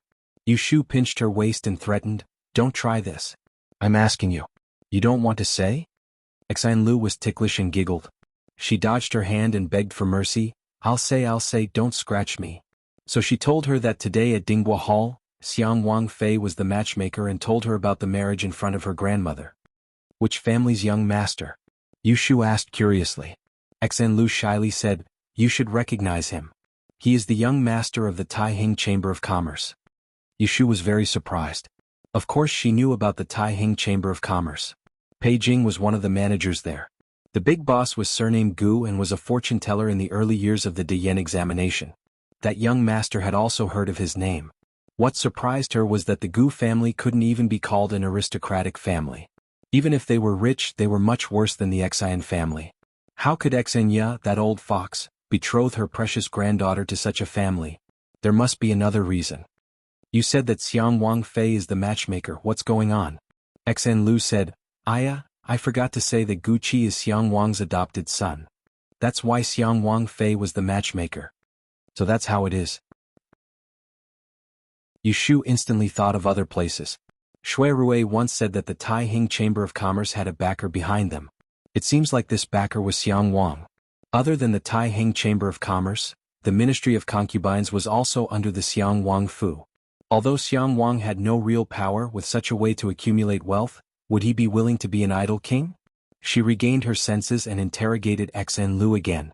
Only then did she find out that she and Gu Qi had met once at the House of Treasures. After that, they met a few times and for some reason they fell in love. Gu Qi was preparing to propose and Xen Lu was afraid that her grandfather would not agree to this marriage. Gu Qi on the other hand had his own ideas. On one hand he told Xen Lu not to spread the news and on the other hand, he went to ask Xiang Wang to make the decision. Xiang Wang Fei was the matchmaker. Although old Tai Xan did not agree on the spot, it looked like she could not refuse. The Gu family was nothing but Xiang Wang was not someone to be trifled with. Xen Lu acting on her own like this, the elders would not be happy. When she returned home today she would definitely be scolded. You said you came to visit the sick, I think you just ran to my place to seek refuge. Yu Shu first glared at her and then smiled. If you don't dare to go back, then stay here with me. Later, I will send someone to your house to inform you. When Xan Duren's anger has subsided, then you can go back. Lotus Room, Xen Lu hugged one of her arms with a red face and shook it. I knew you are the best. Yu Shu narrowed her eyes and thought that later she would send someone to find Pei Jing and ask in detail what kind of character the young master of the Taihing Chamber of Commerce was. If he was a good person then it was fine. If he was a bad person, then it would not be too late for her to send Xen Lu home. Xenia was so angry that his beard was crooked. Old Tai Xen Foreign could only persuade her. This marriage is not very compatible but Xiang Wang Fei personally asked, how can I refuse? Think on the bright side, the young master of the Gu family has recognized Xiang Wang as his Ifu. With such a backing it is not bad. If Fei Fei marries into their family she will not be mistreated in the future. What do you know? Xenia slammed the table. Right now is the crucial time to choose the heir apparent. How can a daughter be randomly married off? Xiang Wang is clearly in the same boat as the Shui family. If you want me to betroth Fei Fei to his adopted son, isn't that the same as telling outsiders that our Xan family supports Prince Jing as the crown prince? If in the end Prince Jing does not succeed, have you thought about what will happen to our family? Then tomorrow I will go to Xiang Wang Fu to seek an audience with Wang Fei and reject this marriage. Xanya furrowed his brows and nodded. Just as he was about to warn his wife, he heard a report from outside. Xiang Wang Fu had sent someone to deliver a basket of red eggs, specifically for Lu Gunyang. There was a newborn at home. Using red eggs in return wasn't wrong, but why was it specifically for Xan Lu? Xanya felt it was strange and ordered someone to bring the basket of eggs over. He saw that at the top of the basket, there was a large and round red egg with the word "she" pasted on it. He picked it up to take a look and felt that the weight wasn't right. After a moment of hesitation, he smashed the egg on the table. The skin of the egg immediately broke, revealing a piece of paper. Xanya opened it in bewilderment. His expression immediately changed and his mouth was agape. It was as if his entire person had left his body. Lao Yi, what happened to you? Old Tai Tai Xan Foreign saw that something was wrong and asked worriedly. Too late, Xanya sighed as he fell back onto the chair. In his hand, he clutched the note and said to his old wife, "Don't be in a hurry to reject Fei Fei's marriage. Let me think about it." Chapter 775. Xan Lu stayed at Yushu's Fu for a night. The next day he was taken back by Xan Tai Tai. Yushu could see that Xanya had reluctantly agreed to the marriage between her and Gu Qi. Coincidentally, Pei Jing had sent her a letter early in the morning. It was a good thing that Gu Qi wasn't a second-generation rich kid. He had been traveling with his father's caravan since he was 10. Father Gu and Mother Gu had a harmonious relationship and the Gu family was a simple family. Xan Lu definitely wouldn't be wronged if she married over. After Xan Lu left, there were people from the Ministry of Rites who brought freshly made wedding clothes for her to try on. Originally, the wedding clothes had to be prepared by the bride's family, but the Great Commissioner had the Ministry of Rites prepare it according to the standards of the imperial family. So Yushu only needed to prepare a decent dowry and didn't need to worry about anything else. The official marriage document for Yushu and Jing Chen didn't go through Kunling Bureau. The Great Commissioner directly approved it and sent it to the Princess Fu. Yushu didn't even get to see it. The wedding date was set on the 6th of the 3rd month. She had to think of a way to drag it out for another 2 months. She couldn't let the Great Commissioner see that she was purposely stalling for time. This put her in a difficult position. Just as she was about to doze off, someone sent a pillow. A few days after the 1-month banquet for the descendants of Xiang Wang, Jing Wang Fu sent an invitation to Yushu. Jing Wang Fei invited her to the outskirts for a walk on the day of the flower festival. Yushu instantly had an idea. When she replied to the invitation, she wrote 2 long pages. In reality, it only had one meaning: let's go on horseback. Xia Jiangmin very quickly sent someone to send a reply. It also wrote a bunch of nonsense, but the meaning was very simple. Okay. So on the 12th of the 2nd month, the weather was clear and the sun was warm. Yushu changed out of her winter clothes and wore a sturdy hu robe. Her hair was tied up high as she rode out the door in a heroic manner. Following behind her were her 2 armed bodyguards, Lu Hong and Su Qing. In the shadows, there were also the death guards that the Great Commissioner had sent to protect her. When they arrived at Jing Wang Fu, Yushu didn't enter. She had Lu Hong announce her arrival. A short while later, Xia Jiangmin came out with 2 maids. The Wang Fu had prepared comfortable carriages. There was also a coachman specially to lead the horses for Jing Wang Fei. There was also a team of bodyguards with spears on their backs. They were orderly and solemnly waiting outside the door, making Yushu and the rest look like outsiders. Xia Jiangmin lifted the curtain hat and smiled apologetically at Yushu. Yushu saw her dazzling beauty and Yushu had hurriedly left. She walked out and Yu Lu. So Yushu had time Yu Lu. Yushu. You didn't, you said. Yushu, Shu Lu. Yang Ya, Lu, Xia Shu Ya, S Yen. Wang Yi knows that I'm going out, so he sent so many people to follow. Don't be offended. She didn't want Yushu to think that she was purposely putting on a show in front of her. Yushu heard that something wasn't right. She pulled her hand and asked in a small voice, "Why are you like this?" Xia Jiangmin mumbled, "Jing Wang Fu is going to have a new person." Yushu frowned, "The emperor is seriously ill, Jing Wang still has the mind to take a chia?" Xia Jiangmin shook her head, "Not a concubine, a proper Si Fei. Historically, the emperor had to personally choose a marriage partner for the princes, but the Si Fei could freely choose. Xia Jiangmin and Lu Tan had only been married for half a year and there was already a Si Fei entering the door to fight for favor. It really wasn't a good thing. Lu Tan's identity meant that he couldn't be a couple with Xia Jiangmin for the rest of his life. Yushu wanted to help but couldn't. She could only comfort her. "I think that Jing Wang isn't a fickle person.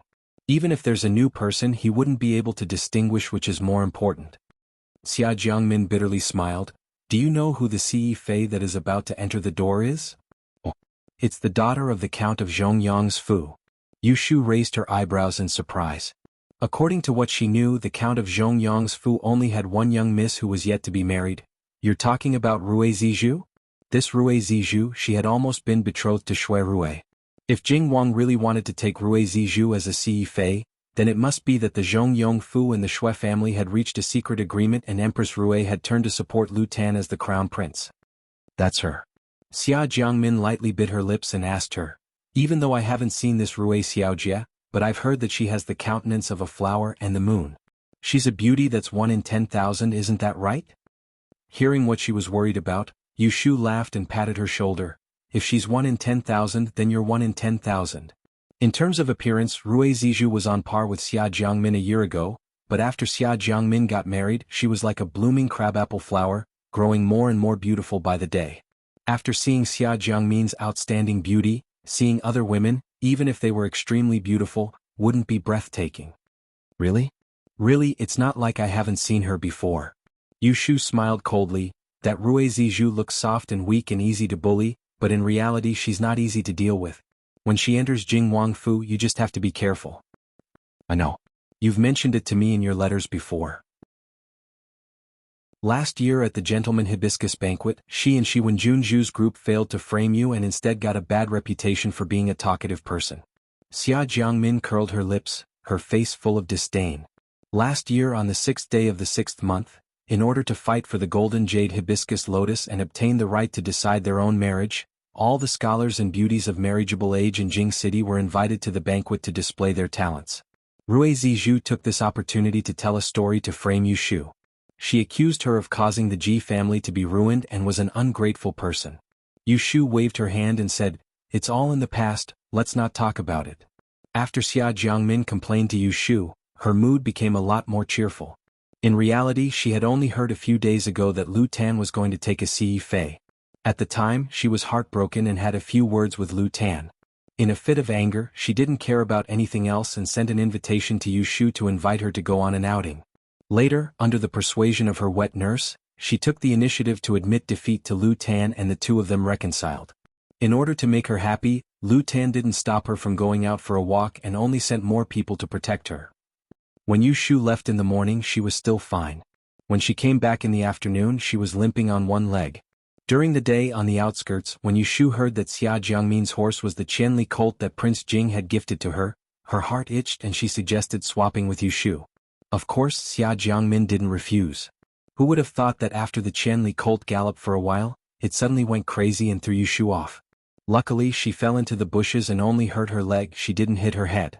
Zhao Hui was in the rear courtyard checking Yu Shu's dowry list when she heard a servant report that Yu Shu had been carried back.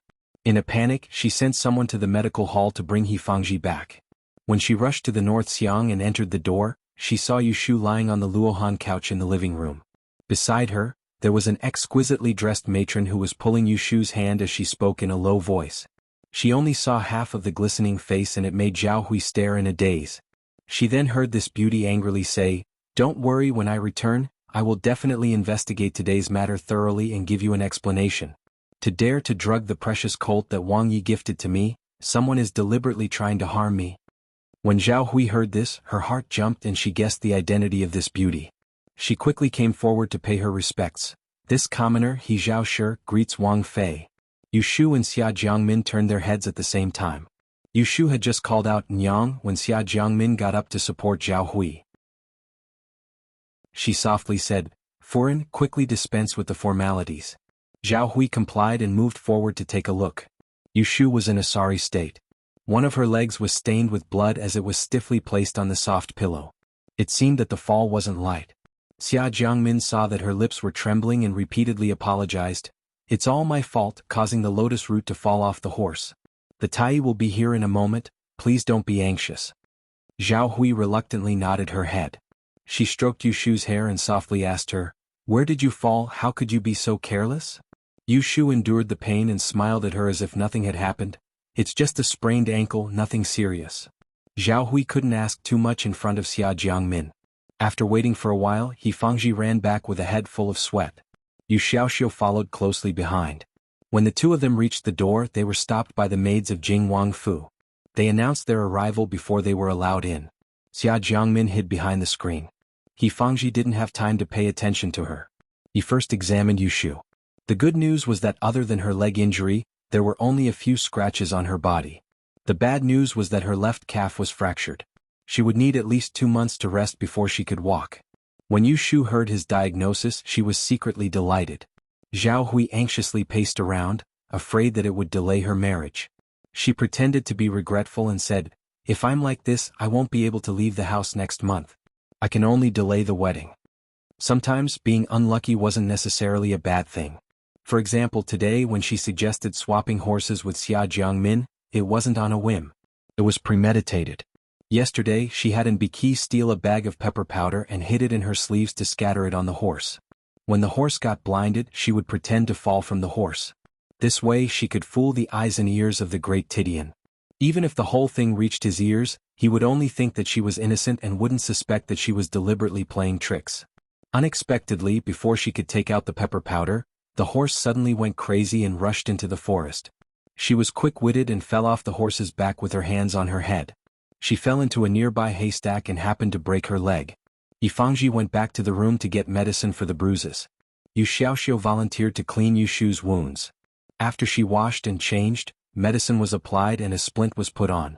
Seeing that it was getting late, the attendant that Xia Jiangmin had sent to Jing Wangfu to find a Tai finally came back, but he didn't bring a Tai with him. Reporting to Wang Fei, Nubi returned to the Fu and couldn't find Tai Zhou anywhere. After asking around, Nubi found out that the Empress is ill in the palace. Early this morning, the people from the Imperial Hospital were summoned to the palace for a diagnosis. Our Wang Yi also brought Tai Zhou into the palace and hasn't returned yet. Hearing this, Xia Jiangmin's face darkened. She had a guess in her heart, but she didn't show it. She waved her hand to let them leave and then sat behind the screen in a daze. Yushu heard every word that was said. She thought about it and found an excuse to send Zhao Hui and Yu Xiaoxiu away. She had Baikue stand guard at the door before calling Xia Jiangmin out to speak. Clearly today's matter is very strange. What are you thinking? Why don't you tell me? Don't go back to fight with Jing Wang and fall into someone else's trap. Xia Jiangmin gritted her teeth and said, "Do you think I'm stupid? What's there to think about? It's clear that someone dislikes me for blocking their path, so they thought of a way to harm me. If it wasn't for you blocking the disaster for me, the one who fell off the horse today would be me. Breaking an arm or a leg would be a light punishment. It would be best if I fell to my death. That would be what they wanted." Just as it was said that Rui Zizhu was going to enter Jing Wangfu as a Ci Fei, there was someone who wanted to harm Xia Jiangmin, the officially married Wang Fei. Coincidentally, Empress Rui had summoned the Imperial Hospital for a diagnosis today. How could there be such a coincidence in the world? Who wanted to harm Xia Jiangmin? The matter was clear. Yu Shu furrowed her brows, feeling worried for Xia Jiangmin's situation. Even though the Xia Jiang family was a noble family in the south, it was beyond their reach. They didn't have as solid a foundation as the Zhongyong Counts Fu, and they had an empress to keep watch. With that Rui Zizhu's background, she could be a proper Wang Fei. But now she had to be a Ci Fei and be under someone else. How could the Zhongyong Counts Fu be satisfied? Their Rui family was probably hoping for another empress. "Calm down and listen to me first." Yu Shu's fingers tapped on her numb knees as she slowly said, "Today's matter, Jing Wang definitely doesn't know about it. Don't dislike what I'm saying. Jing Wang's shrewdness is very deep. Even if it was for that position, he would be in cahoots with the Rui family. He wouldn't let the Rui family step on his head and act like a tyrant. You are the Wang Fei that the emperor personally chose for him. Just based on this point, no matter what, he has to ensure your safety." Xia Jiangyin quietly let out a breath, some color returning to her face. Yu Shu's words hit the bottom of her heart. She wasn't afraid of anything else, she was only afraid that Lu Tan, for the sake of the crown prince position, would allow others to harm her. So after you go back, you don't need to swallow your anger in front of Jing Wang. Just tell him everything that happened today in full detail and let him make the decision for you. Think about it, that horse of yours was given to you by Jing Wang, and the horse driver is also someone from your Wang Fu. From the time we left in the morning until the incident happened, there were no outsiders that came close to the horse. But something happened. This means that someone has already stretched their hands into your Wang Fu. Such a taboo, Jing Wang wouldn't tolerate it. Even if he doesn't fall out with the Rui family because of this, he would still remember it in his heart. You have to be smarter. Don't try to be strong in front of Jing Wang and only complain about your grievances. That way he will feel guilty and be more considerate towards you. I know, Xia Jiangmin nodded her head. Coming back to herself, she looked at her injured leg. Her eyes flashed and seemed to be brimming with tears. She swallowed a breath and held it back. She grasped Yu Shu's hand and said, "Ah Shu, it's a good thing that you helped me. Otherwise, I really wouldn't know who to discuss it with." Yu Shu looked at her pretending to be strong and didn't feel good. She had always been loyal and Xia Jiangmin was no different from a sister in her heart. She could only blame herself for not being able to stand up for her. Xia Jiangmin sat for a while more before leaving to return to the Wang Fu. At night, Lu Tan left the palace. Once he returned to the Wang Fu, he heard the steward report that Wang Fei had met with danger today. Regardless of whether he was shocked or angry, he hurried to the Hoyuan. Xia Jiangmin's yard was quiet. He had originally thought that she had fallen asleep, but after entering the door he detected that something was wrong. The room was cold and cheerless, the bed empty. He turned his head and saw a lonely figure curled up in the moonlight by the window. "Min?" Xia Jiangmin heard the voice and turned her head. Seeing Lu Tan, she hurriedly lowered her head and used her sleeve to cover her face. But she was still a step too late and he saw the tears in her eyes. He strode forward and lifted her chin without any explanation. "Why are you crying?" Xia Jiangmin shook her head. She wrapped a hand around his waist and buried her face in his chest. She said in a muffled voice, "I'm not crying, you saw wrong. I'm just a little scared." Feeling that she was trembling, Lu Tan patted her shoulder with some heartache. He comforted, "I know what happened today. Min, don't be scared." Xia Jiangmin whimpered in a low voice, "Mingyu is the horse you gave me. I don't bear to ride it. Today was the first time I took it out to play and something happened. Wang Yi who really wants to harm me. I'm scared to death just thinking about it. You didn't see how badly Lian Fang fell. One of her legs was broken and there was blood everywhere. The doctor still hasn't arrived, so I don't know if she will be handicapped or not. I really don't dare think about it. If it wasn't for her, would I have broken my arms and legs today? Would I never be able to see you again? Wang Yi, let's not ride horses in the future, alright?" Hearing this, Lu Tan's heart turned cold and hot. The arm holding her couldn't help tightening. After a moment of silence, he said, "It was my poor arrangements that made you feel wronged. Don't worry, an accident like today will not happen again in the future." Xia Jiangmin bit her lips and stopped crying. Even if she had already expected that he would not pursue this matter, she still couldn't help feeling her heart turn cold for his fickleness. In order to fight for the position of crown prince, he would not have a falling out with Count Zhongyong's Fu. He needed the support of the empress. The Rue family must have been certain of this, so they dared to make a move against her. She lied. She wasn't afraid of breaking her arms and legs, she wasn't afraid of not being able to see him again. She was afraid that if she died today he would marry someone else with a smile on his face. Without her, he would still be the high and mighty Prince Jing, but without him she would be nothing. "It doesn't matter if I feel wronged, but you have to be well," Xia Jiangmin whispered. Lu Tan could not see the ridicule in her eyes. He only felt that the little woman in his arms was too sensible, making him feel guilty and pitiful. He bent down to carry her back to the bed and wrapped a blanket around her cold body. In a soft voice he said, "Don't think too much, you'll be fine once you sleep." "I can't sleep. Lian Fang's injury is so serious I can't feel at ease. Your Highness, can you send the doctor over to take a look at her tomorrow?" "All right. I won't dare ride a horse in the future. It's a pity about the 1,000-mile colt you gave me. It would be better to send it to the Lotus Room, otherwise I really wouldn't have the face to see her. It's up to you, go to sleep." Only then did Xia Jiangmin obediently close her eyes.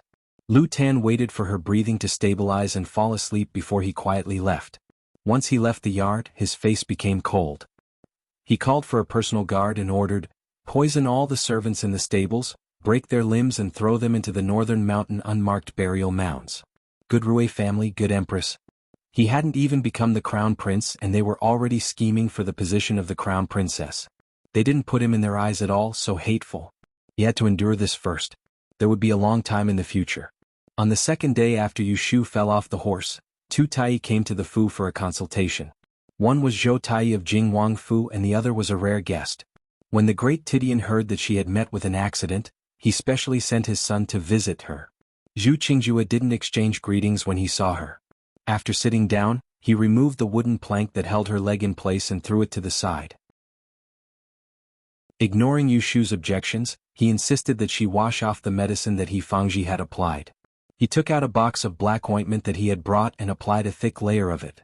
Then he wrapped it in a thin gauze. Finally he warned her, "Don't touch water, don't go to the ground, and don't eat anything that smells like meat. I'll come every 7 days to change your medicine. At most, after 49 days you'll be alive and kicking." Yu Shu had hoped to lie in bed for a few more days. Hearing him promise like this, she wasn't happy. Her mouth wasn't serious as she said, "Then I really have to thank you." Zhu Qingjua's eyelids moved up as he said, "I heard that you're about to get married, why aren't you celebrating at all? If you broke your leg before getting married, would you be happy?" Yu Shu had helped him before, so the two of them could be considered to be friends. Thus she didn't speak politely to him. Zhu Qingjue shook his head, "I'm afraid it's more than that. Xue Qingbi's whereabouts are still unknown. Do you still have the mood to get married?" Yu Shu was too lazy to answer this question. She closed her eyes and waved at him to send him off. "Where did this gossipy woman come from? You're so noisy that my head hurts. Go. Zhu Qingjue snorted coldly and stood up to leave. When he reached the door, he stopped and turned to her. "In fact, your injury is not serious. My father wants me to cure you as soon as possible. If I use the secret bone-breaking ointment of my sect to set your bones, you can walk in half a month. But I can see that you are unwilling. This time I'll treat it as returning the favor. When I go back, I will cover for you in front of my father. He has never used his great insight technique on me. You take care." Yu Shu's lips moved. A soft, "Many thanks," was much more sincere than before. So when Zhu Qingjue replied, the wedding date of Yu Shu and Jing Chen could only be postponed. Because the 4th month was the Yin moon, the yang did not exist alone, affecting the two's 8 characters of the 8 trigrams. So it was changed to the 1st day of the 5th month, before the day of sacrifice of the divine ancestor. While Yu Shu was on leave to recuperate, several major events happened in court. The first was the recommendation of the crown prince by the officials. Among the princes, Prince Jing Lu Tan had the highest support. Of course, the 8th prince and the 12th prince also had a few supporters, but they couldn't compare to the sinful Ning Wang. On the 3rd day of the 3rd month, the Shangxi festival, hundreds of scholars and guests gathered outside the office of the imperial household.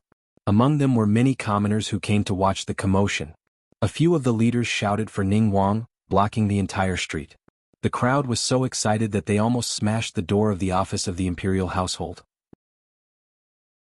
The commotion here was too big and alerted the patrolling Jinwu guards. Without a word, they tied up and gagged the loudest people and took them away on the spot. The rest of the people scattered and left. Later, after an investigation by the Jinwu guards, they found out that the leaders of the troublemakers were the retainers of Ning Wangfu. The commander of the Jinwu guards, Zhou Yeta, threw them into jail without a word. He didn't beat or scold them. They were to be locked up for a few months first. From the beginning to the end, Prime Minister Yin, as Ning Wang's maternal grandfather, didn't show up to support Ning Wang to be the crown prince, nor did he have the intention to clear Ning Wang's name. Instead, he closed the door and refused to see any visitors. In the middle of the 3rd month, the Grand Advisor brought a carriage full of memorials to Huajin Garden to see the emperor. Accompanying him was only the Empress Phoenix carriage. A few days later, the Grand Advisor accompanied Empress Rui back to Jing. At the same time, he brought back an edict from Emperor Zhao Qin to appoint the 9th Prince Lu Tan as the Crown Prince of the Eastern Palace.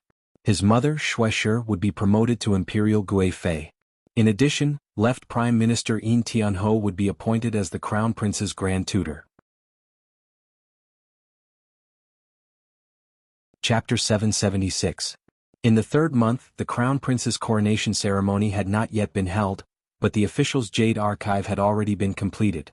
Lu Tan was now the rightful ruler of the East Palace and took on the responsibility of regent. Unlike Prince Ning, who did not do much after gaining power, on the first day Lu Tan sat in court, he dealt with several important matters that had been delayed after Emperor Zhao Qing fell ill. The first matter was Prince Dongjing's defiance of the imperial edict, delaying the war against Dongying. In court, Minister Yin took the lead to protest against Prince Dongjing's victory. It had been 4 months since the imperial edict was issued in December last year, but the Northeast Army had no intention of going to war. In these few months, the Woku pirates along the coast of the East Sea wreaked havoc everywhere, robbing ships and killing fishermen. Because they were elusive and difficult to capture, the people along the coast were in a state of panic. They all reported to the capital and described the bandits. Just as Minister Yin said, "The Woku pirates are so arrogant that we cannot ignore them. Prince Dongjing's defiance of the imperial edict must be punished. After the court discussion, Lu Tan appointed Zheng Minji, the assistant minister of war, to go to Ningdong to investigate the reason for Prince Dongjing's defiance of the imperial edict. He was escorted to the capital. As for the bandits, Xue Lingnan proposed to set up guard stations in Jianing, Ganzhou, and other places. Each station would incorporate 3,000 sailors to patrol the sea and eliminate the bandits. The last matter was the case of Prince Ning killing the 10th princess. In the name of Emperor Zhao Qing, Lu Tan ruled that Prince Ning Lu Hao was stripped of his title and sealed off his mansion. The 7th prince, Lu Hao, and his family were sent to Pei County to be imprisoned. As for concubine Yin and the Yin family, they were not implicated. Yu Shu stayed at home to recuperate from her injuries. She didn't step out of the house and couldn't move her legs, but her ears weren't idle. She sent Su Qing to the imperial astronomer's office every few days so that when he came back, he would know what major events were happening in the court. When she heard that Lu Tan had been crowned the crown prince a month ago, she was really surprised. But after thinking about it carefully, she realized that it was reasonable for Lu Tan to win in this game. Lu Tan had been back in Jing for 2 years. His reputation at court wasn't bad and he had some reputation in the countryside. Once Ning Wang fell, he would stand out. With the support of Xue Lingnan and Rui Empress, if he wasn't made crown prince, it would be hard to convince the masses. However, Emperor Zhao Qing was already suspicious of the Xue family. Moreover, he was not on good terms with Xue Lingnan. How could he allow the Xue family to grow? Therefore, the Grand Advisor and Rui Empress went to Huajin Garden to ask for a decree in exchange for Lu Tan to become the crown prince. Prime Minister Yin made him the Grand Tutor. This was to suppress Xue Lingnan and also to warn Lu Tan. The only thing that puzzled her was Prime Minister Yin's indifferent attitude towards Prince Ning. Was Prime Minister Yin not worried that after Lu Tan succeeded the throne, the Yin family would not have a foothold in the court? Miss, someone from the Eastern Palace has come. Exiner reported from outside the door. Yu Shu gathered her thoughts and changed her sitting position. And Biki went into the room and took out a blanket to cover her legs. She still looked as though she couldn't walk. A short while later, Exiner came in with a palace maid wearing a yellow dress. This was Xia Jiangmin's dowry maid, Dan Gue. Half a month ago, when Lu Tan had entered the Eastern Palace, Xia Jiangmin had moved from Jing Wangfu to the palace. Newbie greets official Yu. Dan Gue wasn't surprised by Yu Shu's bedridden appearance and sweetly bowed to her. She then stood up and said with a smile, "The magnolia blossoms in the imperial garden have bloomed and the imperial kitchen has made a white jade crisp. Nyang Yang found it delicious and had this servant bring a box over for you to try." Lu Tan had become the crown prince and Xia Jiangmin's status had risen with him. Even though she hadn't been officially titled as the crown princess, there was already a group of people in the palace trying to curry favor with her. It was said that people were in high spirits when faced with happy events. Even the palace maids by Xia Jiangmin's side were a bit more reserved when they spoke. "Many thanks, Nyang Yang, for thinking of me," Yu Shu readily said, "Nyang Yang," and had Biki take the box of pastries. She didn't taste it on the spot but put it next to her hand. She turned her head to Dan Gue and said, "The doctor said that I will be able to walk in another half a month. At that time, I will go to the palace to visit the crown princess." Dan Gue had a regretful expression and said, "The 9th of next month is an auspicious day. The imperial secretary has chosen that day as the crown prince's coronation ceremony. All the civil and military officials have to go to the palace for an audience. It's a pity that official you can't go." Yu Shu also pretended to sigh. She asked her a few more questions and then had Exener take her to the garden to play. At this time she opened the food box and smelled a fragrant aroma. She saw a plate of snow-white pastries. She casually picked up a pastry and put it in her mouth. Then she skillfully pried open the bottom of the box and took out a letter. She tore it open to read. In the letter, Xia Jiangmin said that a few days ago, the empress had brought her niece Rui Zizhu into the palace to keep her company. So Lu Tan had accidentally met Miss Rui in the imperial garden. Coincidentally, Xia Jiangmin was also there and she finally saw the other's true appearance. What made her secretly happy was that Lu Tan didn't have any interest in the beautiful Miss Rui. Even after he returned to the palace, he took the initiative to mention the empress's arrangements to Xia Jiangmin. After the coronation ceremony, Rui Zizhu would enter the Eastern Palace as a Liangdi. Although her status was only second to her, the crown princess, she would never be able to surpass her. AI. This time Yu Shu really sighed. She seemed to see Xia Jiangmin stepping into the harem in a storm of blood, never to return on the road of fighting for favor. Go get some water. She lifted the blanket and moved her legs off the soft couch. Stepping steadily on the ground, she held Embark's hand and slowly walked into the inner room. With Zhu Qingjue, the heir of the king of medicine, treating her, she could walk a few days ago. It was just that her legs were a bit weak. Yushu cleaned her hands and burned incense. She first divined for Xia Jiangmin. As expected, after she entered the palace, her future became dangerous and unpredictable. There were many villains causing trouble and she would not have peace. But because of this, her fate shot up to the sky and became indescribably noble. If her life was not in danger, she had the sign of being the mother of the world. When the incense burned out, Yushu used the time of calamity to calculate the time of the crowning ceremony. She even calculated the day when Rui Zizhu would enter the Eastern Palace. Then she recorded the 2 minor tribulations on a piece of paper. She sealed it in an envelope and put it back in the box of snacks that Xia Jiangmin had sent. She had Embark take it to the garden to find some sweet osmanthus and have her bring it back to the palace. In a situation where she could not even protect herself, Yushu could only do this much for Xia Jiangmin. The registrar's office finished making the plaque and sent it to the Yu residence. As the chief official of the registrar's office, Xanya sent someone to pass a message to Yushu, saying, "On the day that the plaque is unveiled, this old man will definitely be there to congratulate you." This was clearly a favor to Yushu. Yushu was an illustrious teacher. However, many people did not approve of her claiming to be an aristocratic family. At this time, Xanya, as the head of one of the 12 aristocratic families in Anling, was able to stand up for her. Even on the day that she officially hung the plaque, at least she would not be a joke. Although Xanya's character was not good, there was nothing to say about his way of doing things. Yushu had to accept his favor and sent someone to thank him. She was still pretending that her legs were inconvenient, so the day of hanging the plaque had to be postponed. The invitations were all prepared, and once the crowning ceremony of the crown prince was over, she would announce to the public that they were an aristocratic family. The interior of the forgotten aircraft building had been transformed into a great e-shop. Guade transferred a sum of money from the Southern Forest Timber Shop to her. Everything was ready, and the only thing left was to open the door to receive guests. In the blink of an eye it was April. The deadline that Shui Rui had agreed on with her was approaching, but there was no news from him. She could only calculate whether he was safe or not from the divination. On the 6th day, people from the Ministry of Rites and the princess residence came to send the betrothal gifts. Yifangji and Zhao Hui came out to receive them. Looking at the continuous flow of betrothal gifts, they once again realized that Yushu was not marrying into an ordinary family. Yushu received the list of betrothal gifts, glanced at it briefly and threw it aside. She did not let anyone put the things on the list into her private collection. Instead, she opened another 2 storerooms at the side of Yongchun Yuan and locked all the betrothal gifts from the princess residence in them, so that they could be returned in the future. On the 9th day of the 4th month, the crowning ceremony was held in the palace. Lu Tan sat firmly on the throne of the crown prince. The next day the imperial Gui Fei gave birth to a little princess, who was 19 years old. Yushu recuperated for a full 2 months. When spring came, she returned to the Celestial Commissioner office. When she was not there, Wen Xiao, and would send the official business of the Kunling Bureau to her residence if she needed to personally review it. Sometimes, Xiaolan and Ren Jiao would go with her to visit their superior and report on their work. The 2nd floor was always empty.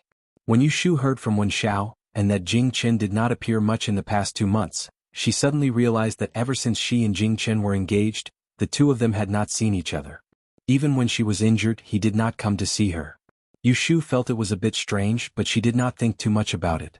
After staying in the Kunling Bureau for a while, she took the initiative to see the head supervisor. When she arrived outside Taishi Pavilion, there was a rare guard who stopped her at the end of the bridge and did not let her go over. The head supervisor is currently receiving guests. Official, you please wait here. Yushu waited at the end of the Juku Bridge. Looking at the colorful lake, she could not help but be in a daze. In another half a month, the date of her and Jing Chen's wedding would arrive, but there was no news from Shui Rui at all. She guessed that he must have gone to tranquil Winter City and joined the Prince of Dongjing's side. She wondered what kind of brilliant plan he had up his sleeves that could make Grand Tidian give up on forcing her and Jing Chen to conceive the grand bone of destiny. Official Yu. The guard called her softly. She looked up and saw 2 people walking over from the other end of the bridge. The elegant one in a purple robe was naturally the head supervisor, and the one next to him was an old man who was half a head shorter than him. She could recognize who he was just by looking at his clothes. There were only 2 people in the court who could be personally escorted out by the head supervisor. If it was not Shui Lingnan, then it must be Yin Tianho. As expected, as the 2 approached, Yu Shu saw Prime Minister Yin's amiable face clearly. No, it should be called Grand Tutor Yin now. Yu Shu pulled her sleeves and bowed to the ground.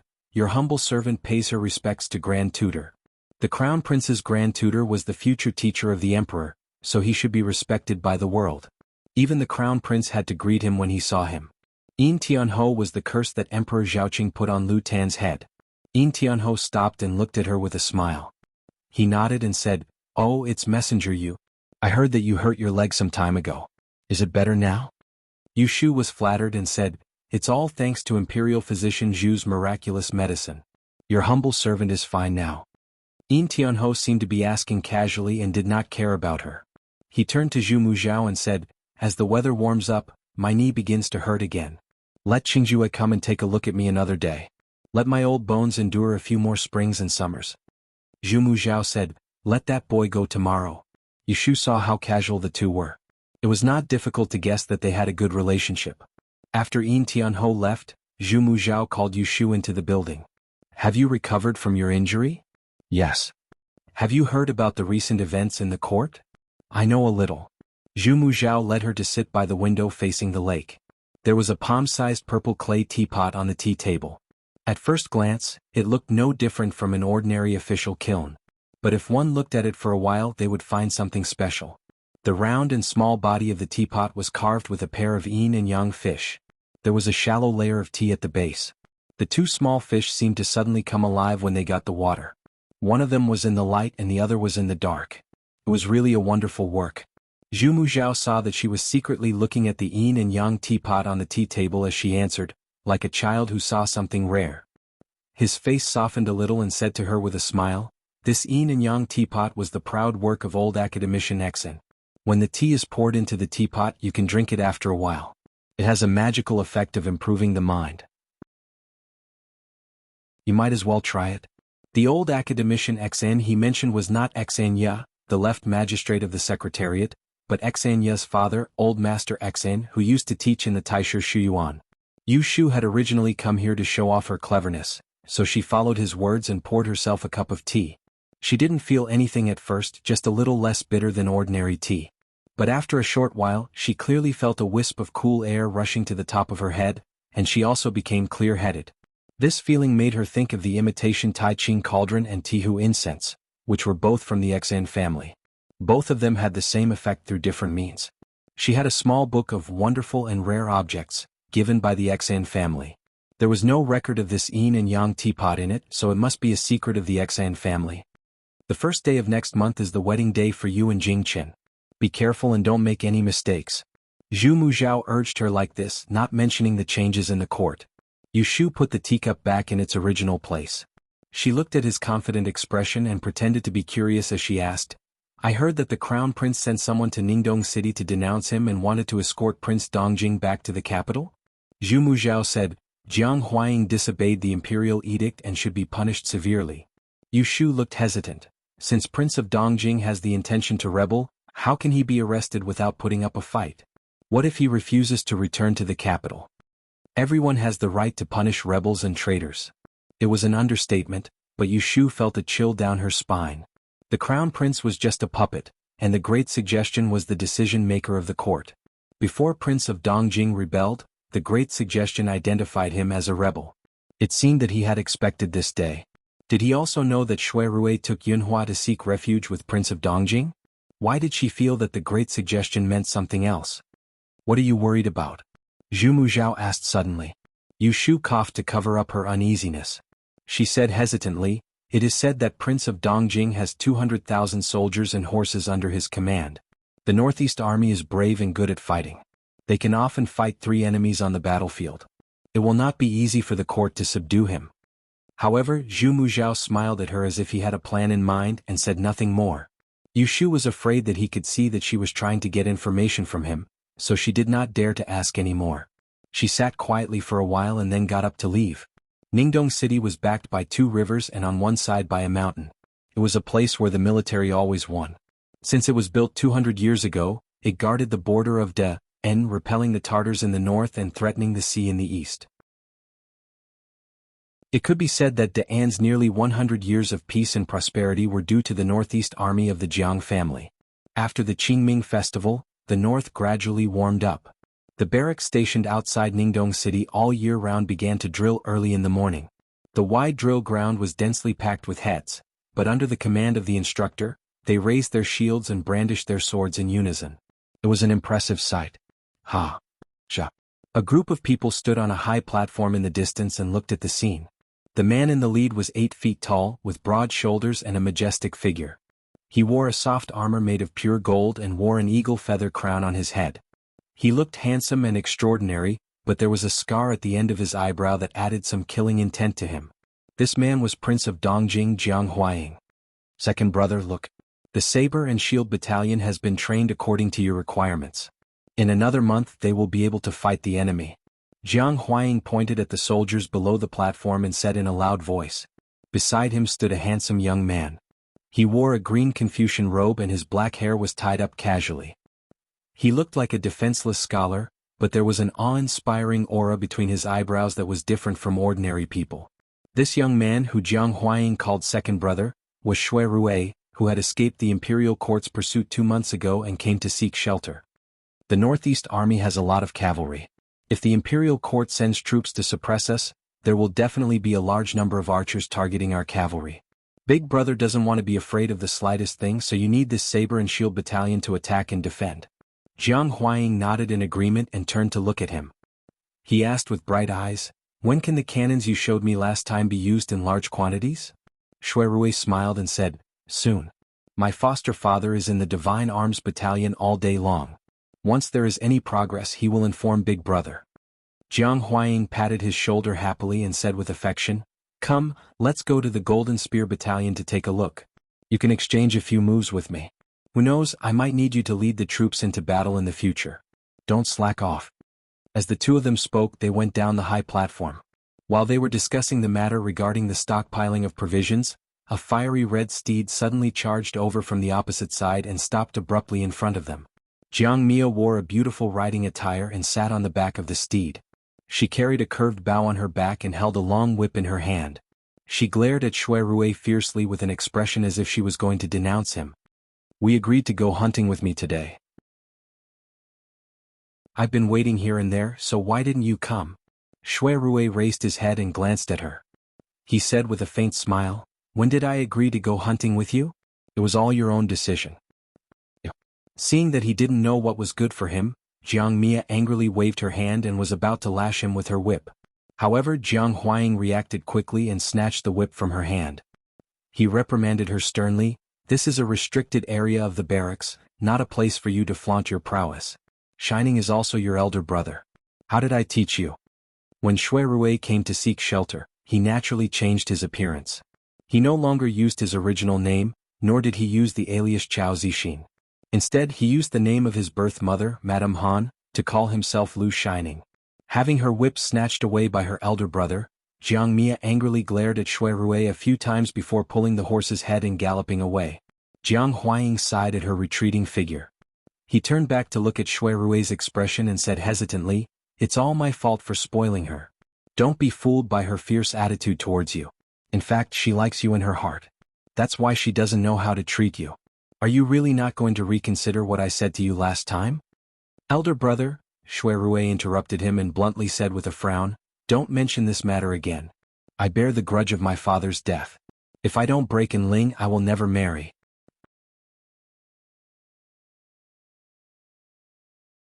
Chapter 777. At midnight, the entire Yu residence fell into silence. 2 pairs of lanterns hung high in front of the gate, illuminating a blurry figure. He stepped on the steps that were dyed red by the firecrackers and looked at the brand new aristocratic family plaque above his head, scattering a faint fragrance. Jin Ku rubbed his nose and stood in front of the Yu residence for a moment. He hesitated and finally turned to leave. Shui Rui had asked him to return to the capital to stop the marriage between Jing Chen and Yu Shu, but he was not allowed to meet with Yu Shu in private. He wanted to come to the last to tell her that he was safe, but he was afraid that his good intentions would cause trouble. He came and went like a ghost and no one noticed him. An hour later he found the back door of the princess's mansion. He had been here during the day to scout the place. He carefully avoided the hidden guards and entered the mansion. He found a small, beautifully built building by the lake. As soon as he approached it, he sensed that there was an ambush nearby. Jin-ko cleverly went around to the side of the lake and climbed up to the second floor. He listened to the breathing sounds in the room by the window and quickly found Jing Chen's bedroom. He used a dagger to pry open the window and leaned in. The room was so dark that he couldn't see his fingers, but he could see the person lying on the bed with his night vision. Jin-ko quietly walked to the bed and was about to seal his acupoints before waking him up. Suddenly, his eyelids twitched and he didn't have time to withdraw his hand before it was caught. Jing Chen suddenly opened his eyes, but he didn't make a fuss. The wariness in his eyes was replaced by surprise when he saw who it was. "How come it's you?" Jin-ko smiled awkwardly at him and whispered, "Third brother, it's me. Don't make a noise. There are a few masters hiding outside." Jing Chen nodded and released him. He sat up on the bed and asked in surprise, "Didn't you escape? Why did you come back?" Jin-ko explained, "I'm the only one who came back. Foster father and the others are in a safe place." Without waiting for Jing Chen to ask again, he took the initiative to explain the purpose of his visit. "I came back this time to take you away from the capital to reunite with foster father. Third brother, quickly pack up and come with me." Jing Chen's eyes flickered in the darkness. After a while, he shook his head and said in a low voice, "I can't leave. If he could leave he would have done so long ago." "If you don't leave, are you really going to stay and marry Miss Yu?" Jin-ko probed, "But she doesn't really want to marry you." He didn't dare to tell him that Yu Shu and Shui Rui had already promised to marry each other. He was afraid that it would arouse resentment in his heart and he would be even more unwilling to go with him. Unexpectedly, Jing Chen said calmly, "I know the person she likes is Shui Rui." Jin-ko was stunned. He seemed to hear Jing Chen sigh softly, "But if I leave and leave her alone, Titian will definitely not let her go." That night at Ascending Cloud Monastery made Jing Chen completely understand that his tie was no longer with his sect, but Yu Shu. Titian could use Yu Shu's family to tie her down, but he could also use her to tie him down. Jin-ko understood now, and he couldn't help but look at Jing Chen with pity in his eyes.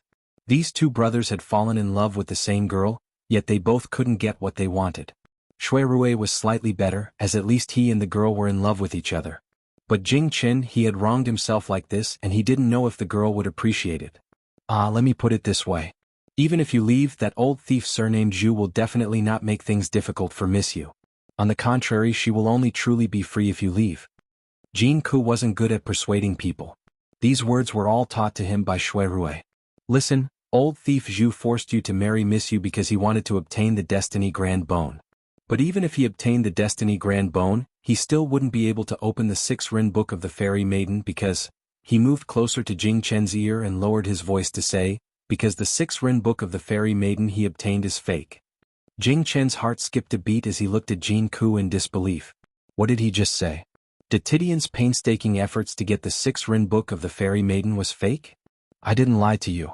What happened that day in Rising Cloud Temple was all arranged by my foster father. He deduced it many times in advance. In order to make that guy surnamed Zhu believe that what he obtained was the real Book of the Fairy Maiden, he even lied to my younger brother and Miss Yu. The real Book of the Fairy Maiden isn't on my foster father at all. He has long hidden it in a very hidden place. Other than him, no one knows where the real Book of the Fairy Maiden is hidden. The mysterious crystal book that he carries with him is forged from Nanyang diamond. My foster father traveled outside for 10 years before he discovered it. He then searched for famous craftsmen in Jianghu to make an exact copy of the Book of the Fairy Maiden. But no matter how much it resembles the real one, it is still a fake. It doesn't have the magical effect of knowing everything in the world. Jin-ko finished speaking in one breath. He was afraid that Jing Chen wouldn't believe him, so he imitated Shui Rui's tone and said, "If it really is the 6 Rin Book of the Fairy Maiden, not to mention my younger brother's life, even if the dead Princess Liyue and my foster mother were to come back to life, my foster father would definitely not hand it over to others." Jing Chen was silent for a long time before he suddenly asked, "Did my father go through so much trouble just to take away Shui Rui? Why did he do that?" Hearing this, Jin-ko couldn't help but sigh inwardly. As expected of his foster father's flesh and blood, these two brothers were both extraordinarily intelligent. It was just that one's schemes were hard to fathom, while the other's great wisdom seemed stupid. When you see my foster father, you can ask him yourself. If Jin Ku had to say it himself, he only knew that Don's fate had come to an end. When the dynasty changed, his foster father would be the pair of hands that added fuel to the fire. Jing Chen's eyes flickered. He stared closely at Jin Ku as if he was trying to determine how credible his words were. Jin Ku didn't even dare to blink, for fear that Jing Chen would refuse him in the next moment. If I go with you, how can you guarantee that Xiaoyu won't be in danger after I leave? Seeing that he finally relent, Jin Ku was overjoyed. He quickly took out something from his bosom and showed it to him. Isn't that easy to say? I have a brocade pouch that my foster father personally gave me. Inside it is the secret method to distinguish between the real and fake 6-rin book of the fairy maiden. As long as you agree to leave with me, I will give it to Miss Yu. At that time, when the man surnamed Zhu makes things difficult for her, she only needs to point out the fake book of the fairy maiden in his hands. The man surnamed Zhu will definitely not do anything to her. Jing Chen thought for a while and was a bit hesitant. He wanted to leave like this to free Yu Shu, but he was also afraid that she wouldn't be able to handle it alone after he left. Moreover, there was a bit of selfishness that he couldn't say out loud. He secretly hoped that one day she would change her mind and get back on good terms with him. Third younger brother, just believe me this once. Jin Ku's lips were torn from all the talking.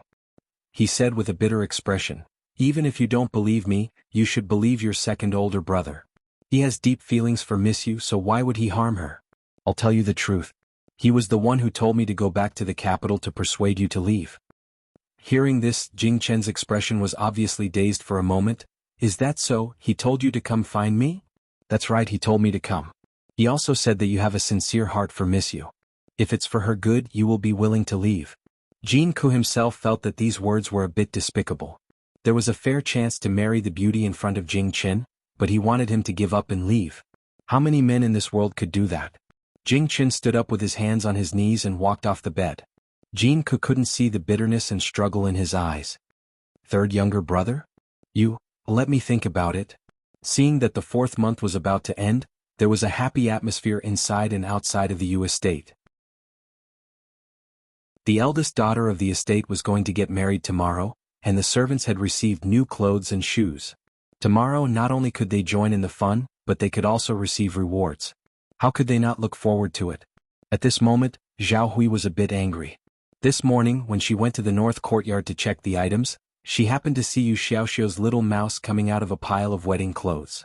When she checked again, she found that the neckline and cuffs of the wedding clothes were loose. She was so angry that she stomped her feet.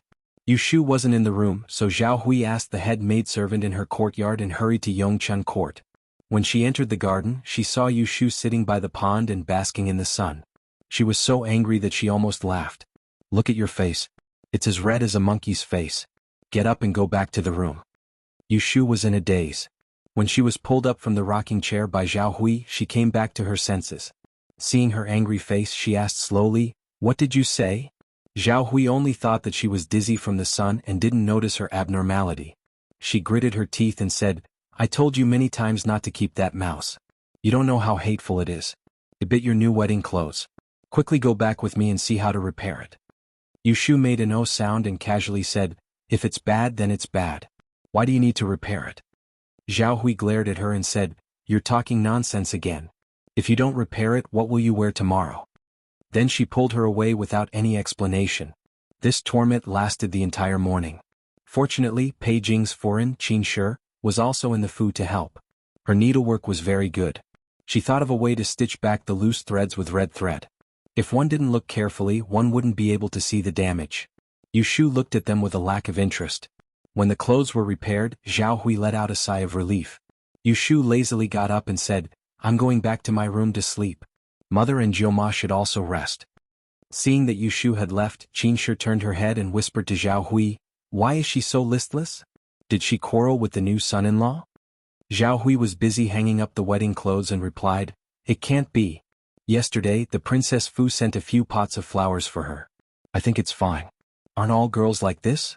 When they are getting married, there will always be some fear in their heart. Didn't sister-in-law go through the same thing?" Qin Shi thought that it was right, so she changed the topic and talked to Zhao Hui about the time when they became new daughters-in-law. Yu Shu returned to the bedroom like a ghost. She put on her shoes and lay down on the soft couch. Abe Kiko silently followed behind her. After she lay down, he went forward to take off her shoes and kneeled on the footstool to massage her legs. Yushu looked at the beam and said softly, "Well, you go out and guard the door. Don't let anyone come in." Abe Kiko obediently went out. When there was only Yushu in the room, her calm face was instantly filled with bitterness. No one knew how she survived these days. There was still no news of Shuirui. Seeing that her marriage with Jing Chen was a foregone conclusion, she was powerless to stop it. She sat motionless in the garden all morning, with hundreds of ideas running through her mind. Finally, she found that there was only one way to go, and that was to sit in the bridal sedan chair the next morning, and be taken to the bridal chamber. With a big family behind her, she had no choice at all. She didn't have the right to be selfish. She had to tell herself this over and over again to endure the unwillingness in her heart. Yushu raised her arm to cover her face. There was a trace of a bitter smile on her lips. She muttered to herself, "If the person in my heart is not you, but him, it would be good."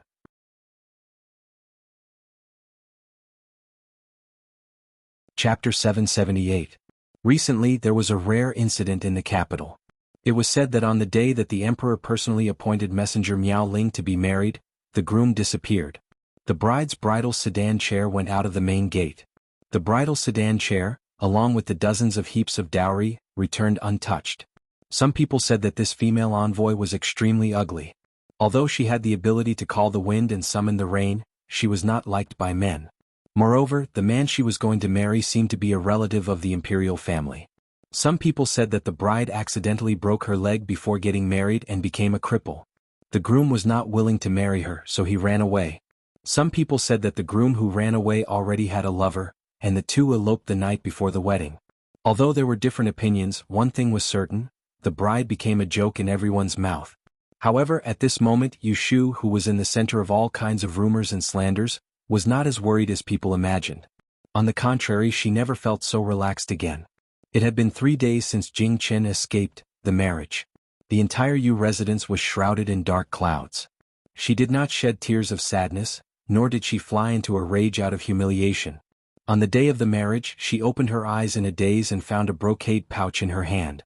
When she saw the letter inside, she was so happy that she almost cried. What happened next was logical. She sat in the sedan chair and went out. After waiting for a long time, the groom didn't come. News came from the princess's mansion that Jing Chen was missing. She ordered the wedding procession to turn around and go home. Jing Chen left without saying goodbye. Yushu only had gratitude in her heart. All the things in the past were drowned by him when he turned around.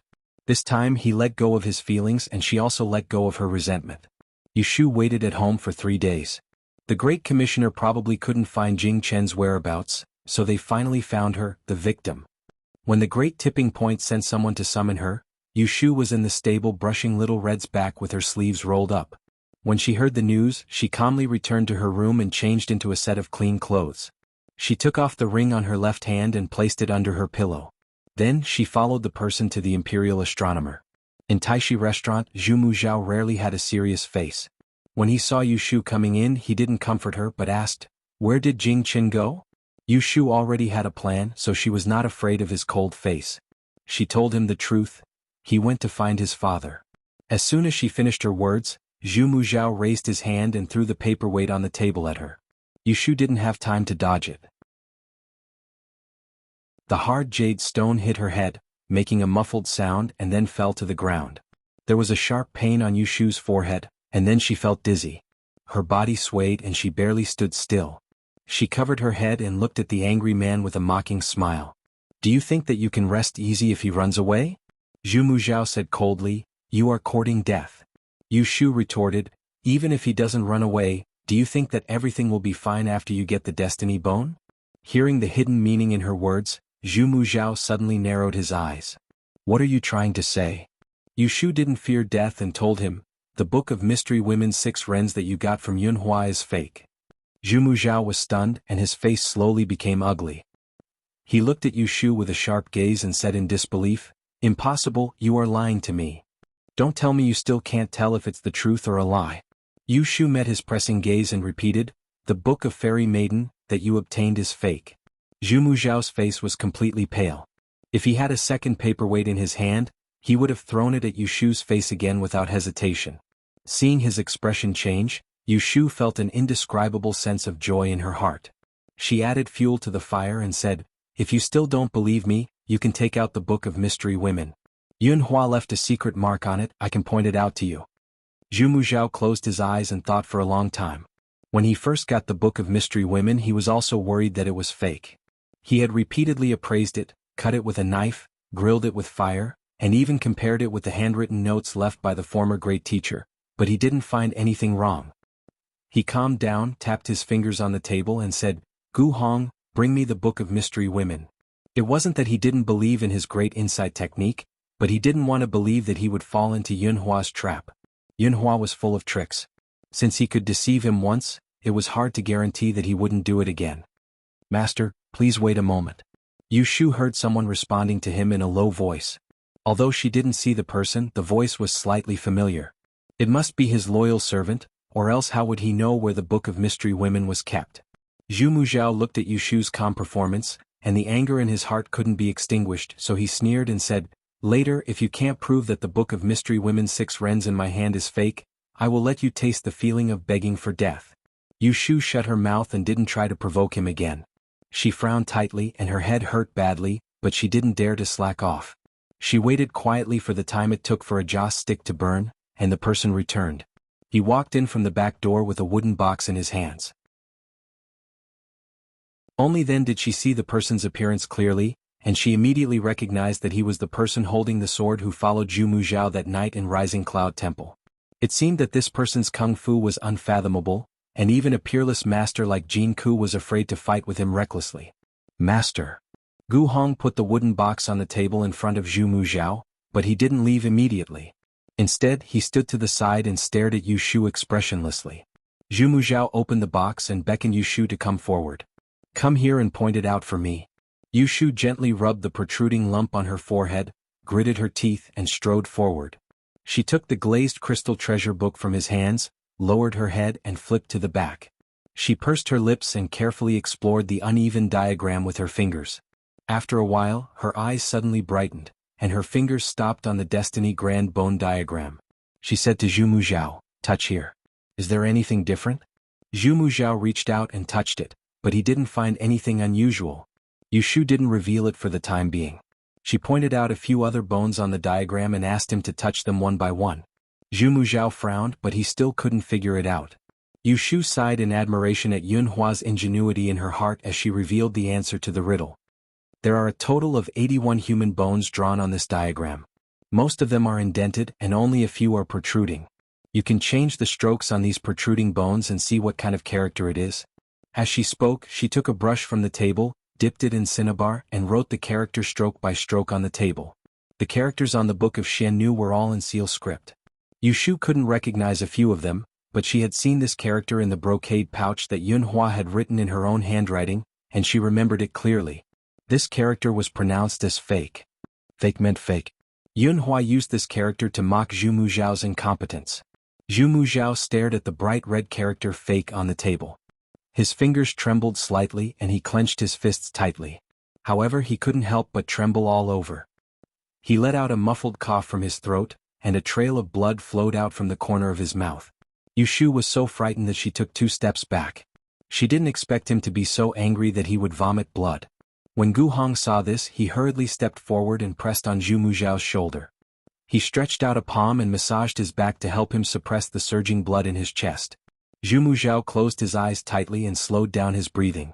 He tried his best to control the anger and hatred that filled his heart. It was just like 20 years ago when his father, Zhu Chang, drank poison to apologize for losing the Book of Xiannu. It was also the day he took over the position of the Celestial Commissioner. He secretly swore that he would recover the Book of Xiannu in his lifetime and replace his father to protect the peace and prosperity of Da and I won't kill you. He opened his eyes and looked at the rebellious girl in front of him. His eyes flickered and his blood-stained lips opened and closed. Killing you is exactly what he wants. I will let you live well and live better than anyone else. He would let her slowly sink into the swamp of power and desire, until the day she could not extricate herself. Yushu did not understand what Zhu Muzhao was saying, but she knew that her little life was saved. She quietly sighed in relief.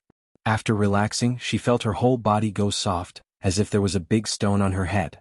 It was so heavy that she could not lift her head and her vision became blurry. She opened her mouth and fell backwards. When Yu Shu woke up again, she was already home and lying on her bed. Zhao Hui and Yu Xiaoxiu were around the bed. Seeing her open her eyes, one quickly turned her head to wipe away her tears while the other moved in front of her face. "Sister, how are you? Does your head hurt? Are you still dizzy?" Yu Shu subconsciously touched her forehead and touched a layer of cotton. She gasped and blurted out, "Ouch, it hurts so much." Zhao Hui wiped away her tears and turned her head to scold her. "Since you know pain, why do you want to suffer? I know you have been feeling bad these days, but you can't hurt yourself like this. We can't afford to be friends with the royal family, but we can't do that. Where did your intelligence go? You're seeking death for such a small matter. Have you ever thought about our family?" Yu Shu was dumbfounded. Who was seeking death? Oh. Yu Xiaoxiu also said with red eyes, "Sister, Jingqin did not marry you because he is not lucky. If he ran away, then he ran away. Don't take it too hard." After a long time, they misunderstood that she wanted to die. Yu Shu felt a pain in her head. She didn't know whether to laugh or cry. She waved her hand at them and said weakly, "Don't worry. I haven't lived enough. Why would I want to die?" Hearing this, Zhao Hui was doubtful. She wanted to say something more, but she was interrupted by He Fangji, who came in with a bowl of medicine. "Okay, don't talk too much. Let the child drink the medicine first." Yu Shu escaped a disaster. After drinking a bowl of bitter medicine, she listened to He Fangji and closed her eyes to rest. She slept for the whole afternoon. After a while, Aunt Chui heard the news and ran over, but she didn't dare to wake her up. She silently sat by her bed and squeezed out a few tears. Then she was coaxed away by Yu Xiaoxiu. In the evening, Yu Shu woke up. The room was dark. She vaguely heard Zhao Hui talking to someone outside. "Why hasn't that person left yet?" "That's right, madam. She has been waiting for the whole afternoon." Steward Zhou didn't listen to her no matter how I persuaded her. She insisted on seeing our Mississippi. If it wasn't for her weak legs, I really want to drive her out with a broom. I'm afraid that she will hit something and blame us again.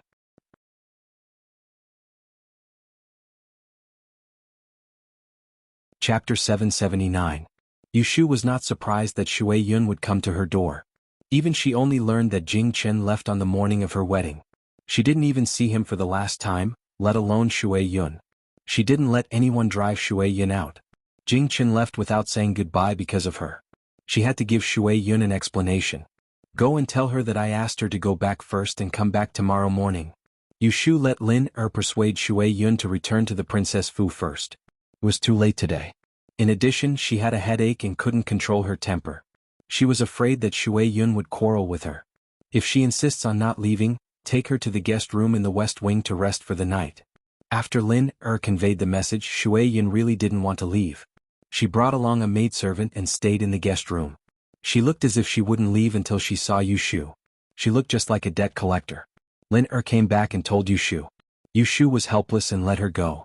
After a night, Yu Shu's headache eased a lot. However, there was a fist-sized swelling on her forehead. The black and red bruise was very scary. She had to wear a hat, otherwise she wouldn't be able to see people. After she got up, she asked Lin, "Did you send someone to send breakfast to Miss Shui?" Lin pouted and said, "Yes, but she refused to eat. She clamored to see you early in the morning." At that time, her daughter was not awake yet. Who would help that debt collector pass the message? Yu Shu looked at the porridge, side dishes, and steaming hot flour rolls on the table. She sighed and said, "Go and invite her over." After that, she picked up the bowl and chopsticks and ate first. She felt dizzy and nauseous yesterday. She didn't eat much at night. Now she was so hungry. Zhao Hui must have specially ordered the kitchen. The table was full of light and refreshing food. Just looking at it made people have an appetite. She had just finished a small bowl of porridge when Shui Yun arrived. She was pushed to the door in her wheelchair. The maidservant behind her was quite strong. She carried Shui Yun and her heavy wheelchair over the threshold by herself. Xiner and Liner, who were prepared to help, were dumbfounded. Yu Shu put down her chopsticks and looked at Shui Yun. Her face was sallow and her eyes were dark. It seemed that she had been suffering for the past few days. She didn't even have a good night's sleep. This made Yu Shu think of herself from 3 days ago. She felt more sympathy for Shui Yun. Contrary to her usual cold attitude, she calmly said, "Come and eat something, then we'll talk about something else." Shui Yun stared at her motionlessly. Her pair of bloodshot eyes seemed to be stained with poison. wishing to pierce a few holes in her body. Seeing this, Yushu had to pull a long face to scare her. A guest should follow the host's wishes. Don't force me to kick you out. Shui Yun bit the dried skin on her lips and coldly snorted. Then, she ordered the maidservants to push her to the table. All of you go out. Xiao Kuei stay outside. At Yushu's order, Xener and Lin obediently went out. This time, Shui Yun didn't need Yushu to say anything. She also drove her maidservants out. Only the two of them were left in the room. Where's my senior fellow apprentice? Yushu stood up and filled a bowl of porridge for her. Then she took a flour roll and put it in front of her. Finish it. Shui Yun grabbed the flour roll and threw it at her. Where's my senior fellow apprentice?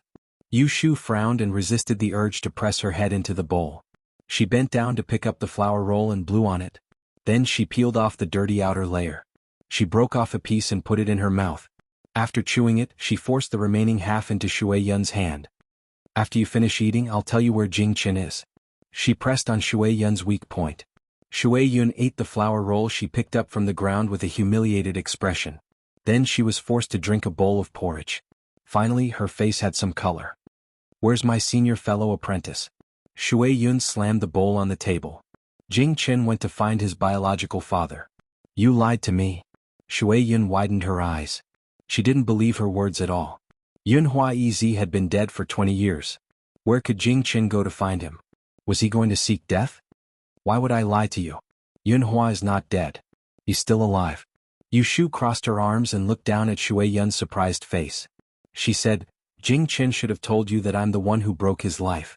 Then, did he tell you that the story about him committing a crime against Kadastar and that if he didn't break his life in time, he would kill the elders of his sect who saved his life back then was a lie made up by the old Taoists of Dragon Tiger Mountain? Their purpose was to make him obedient and become a saint without selfish intentions. Then, it would be convenient for them to manipulate him. Although she didn't know what agreement the Taoists of Dragon Tiger Mountain had with the imperial court, she was sure that Jing Chen's so-called crime against Kadastar was a lie made up by them. The union of the Great Calamity and the Life Breaker was only to give birth to the Destiny Grand Bone. This was the truth. You're lying. Shui Yun stretched her neck and shouted at Yushu. She glared at Yushu as if she was a demon. You must have forced my senior fellow apprentice away. You hate me for framing you and you blame my senior fellow apprentice for cutting off all ties with you. So, you didn't want to break your life for him, so you thought of a way to force him away. Yushu shook her head and laughed. I was right. You evil woman with a heart of snakes and scorpions. My senior fellow apprentice missed you, but you caused him to be heartless and unjust. I curse you to die a horrible death. Shui Yun's malicious words made her so angry that her breathing became hurried. Her eyes slightly bulged out, looking somewhat frightening. Yushu coldly looked at her. You should really look in the mirror and see what kind of face you have right now. Let me ask you, in your heart, is Jing Qin a heartless person? If the matter of Life Breaker really threatened the lives of the elders of your sect, how could he just leave? You keep saying that you and Jing Qin grew up together, so you should know better than anyone what kind of life he lived in Dragon Tiger Mountain. Which one of you cares about what he thinks? You talk about kindness and morality all day long, afraid that he will be ungrateful. It's as if he was born to suffer and lives to repay kindness, to save the common people of the world. Which one of you treats him as a person? Humans had 7 emotions and 6 desires. They could cry and laugh, be sad and happy, but Jing Qin had been taught to be neither happy nor sad since he was young. He endured everyone's strange gazes and carefully lived for more than 10 years. If it was her, even if she didn't go crazy, she would become a fool. He has been deceived for more than 10 years. Now that he has woken up, does he want to stay and be used by others? Yushu sneered. In my opinion, it's good that he left, too good. He left this foul Anling city and became a free mortal from then on. Otherwise he would have lived his life in vain. There was a saying, every man for himself. It was also a good thing that Jing Qin could let go of his obsession and let go of her. Being sneered at by Yushu, Shui Yun forgot about her anger and suddenly lost herself. 2 voices appeared in her mind. One told her not to listen to Yushu's nonsense, and the other questioned herself. Did she really think for senior brother? She wanted to defend herself and expose Yushu's lies, but she was horrified to find that she couldn't refute Yushu's words. She didn't want to believe Yushu's nonsense, but she also didn't believe that Jing Qin was a heartless person. Then why did he leave? Shui Yun's anger completely dissipated. She thought about how she had criticized Jing Qin in the past and how she had been pressuring him all this time. She slowly shrunk her shoulders. It was already May, but she felt a chill. It was a chill in her heart. If what Yu Shu said was true, then senior brother must be disheartened and left without saying a word. Will he come back? She couldn't help but ask. He won't come back. Yu Shu's tone was sad. Shui Yun's nose became sour and suddenly tears fell. She sniffled and sobbed. The more she cried, the sadder she became. Soon she cried until she was out of breath. Yu Shu was instantly speechless. Seeing that she was about to pass out, she had no choice but to call for her to stop. All right, what are you crying for? It's not like Jing Qin is dead. He's alive and well. Don't you feel unlucky? Shui Yun hiccuped and choked with sobs. Senior brother must hate me. Yes, he must hate you. I can't see him anymore. Woo. Yes, you can't see him in this life. Shui Yun's crying stopped abruptly. A pair of fish eyes fiercely stared at Yu Shu.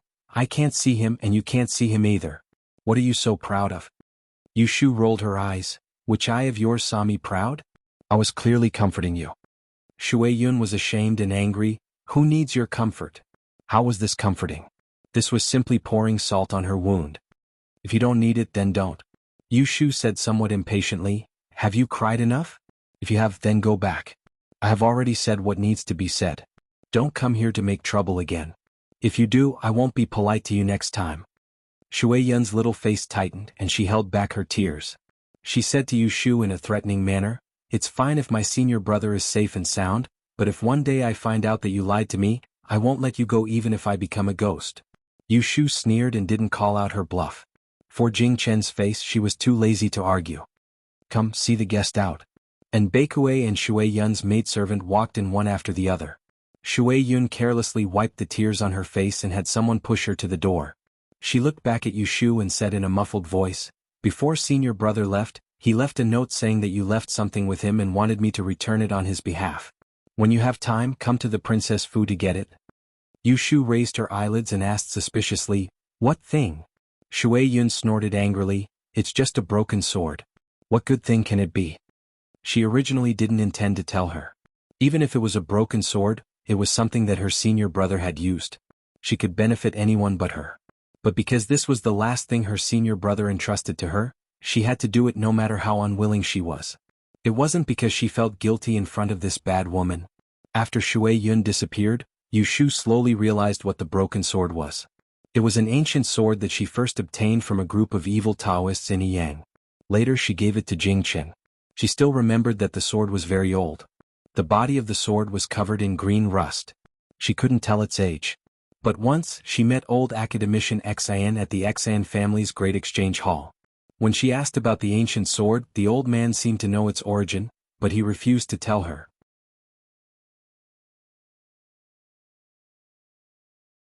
Chapter 780.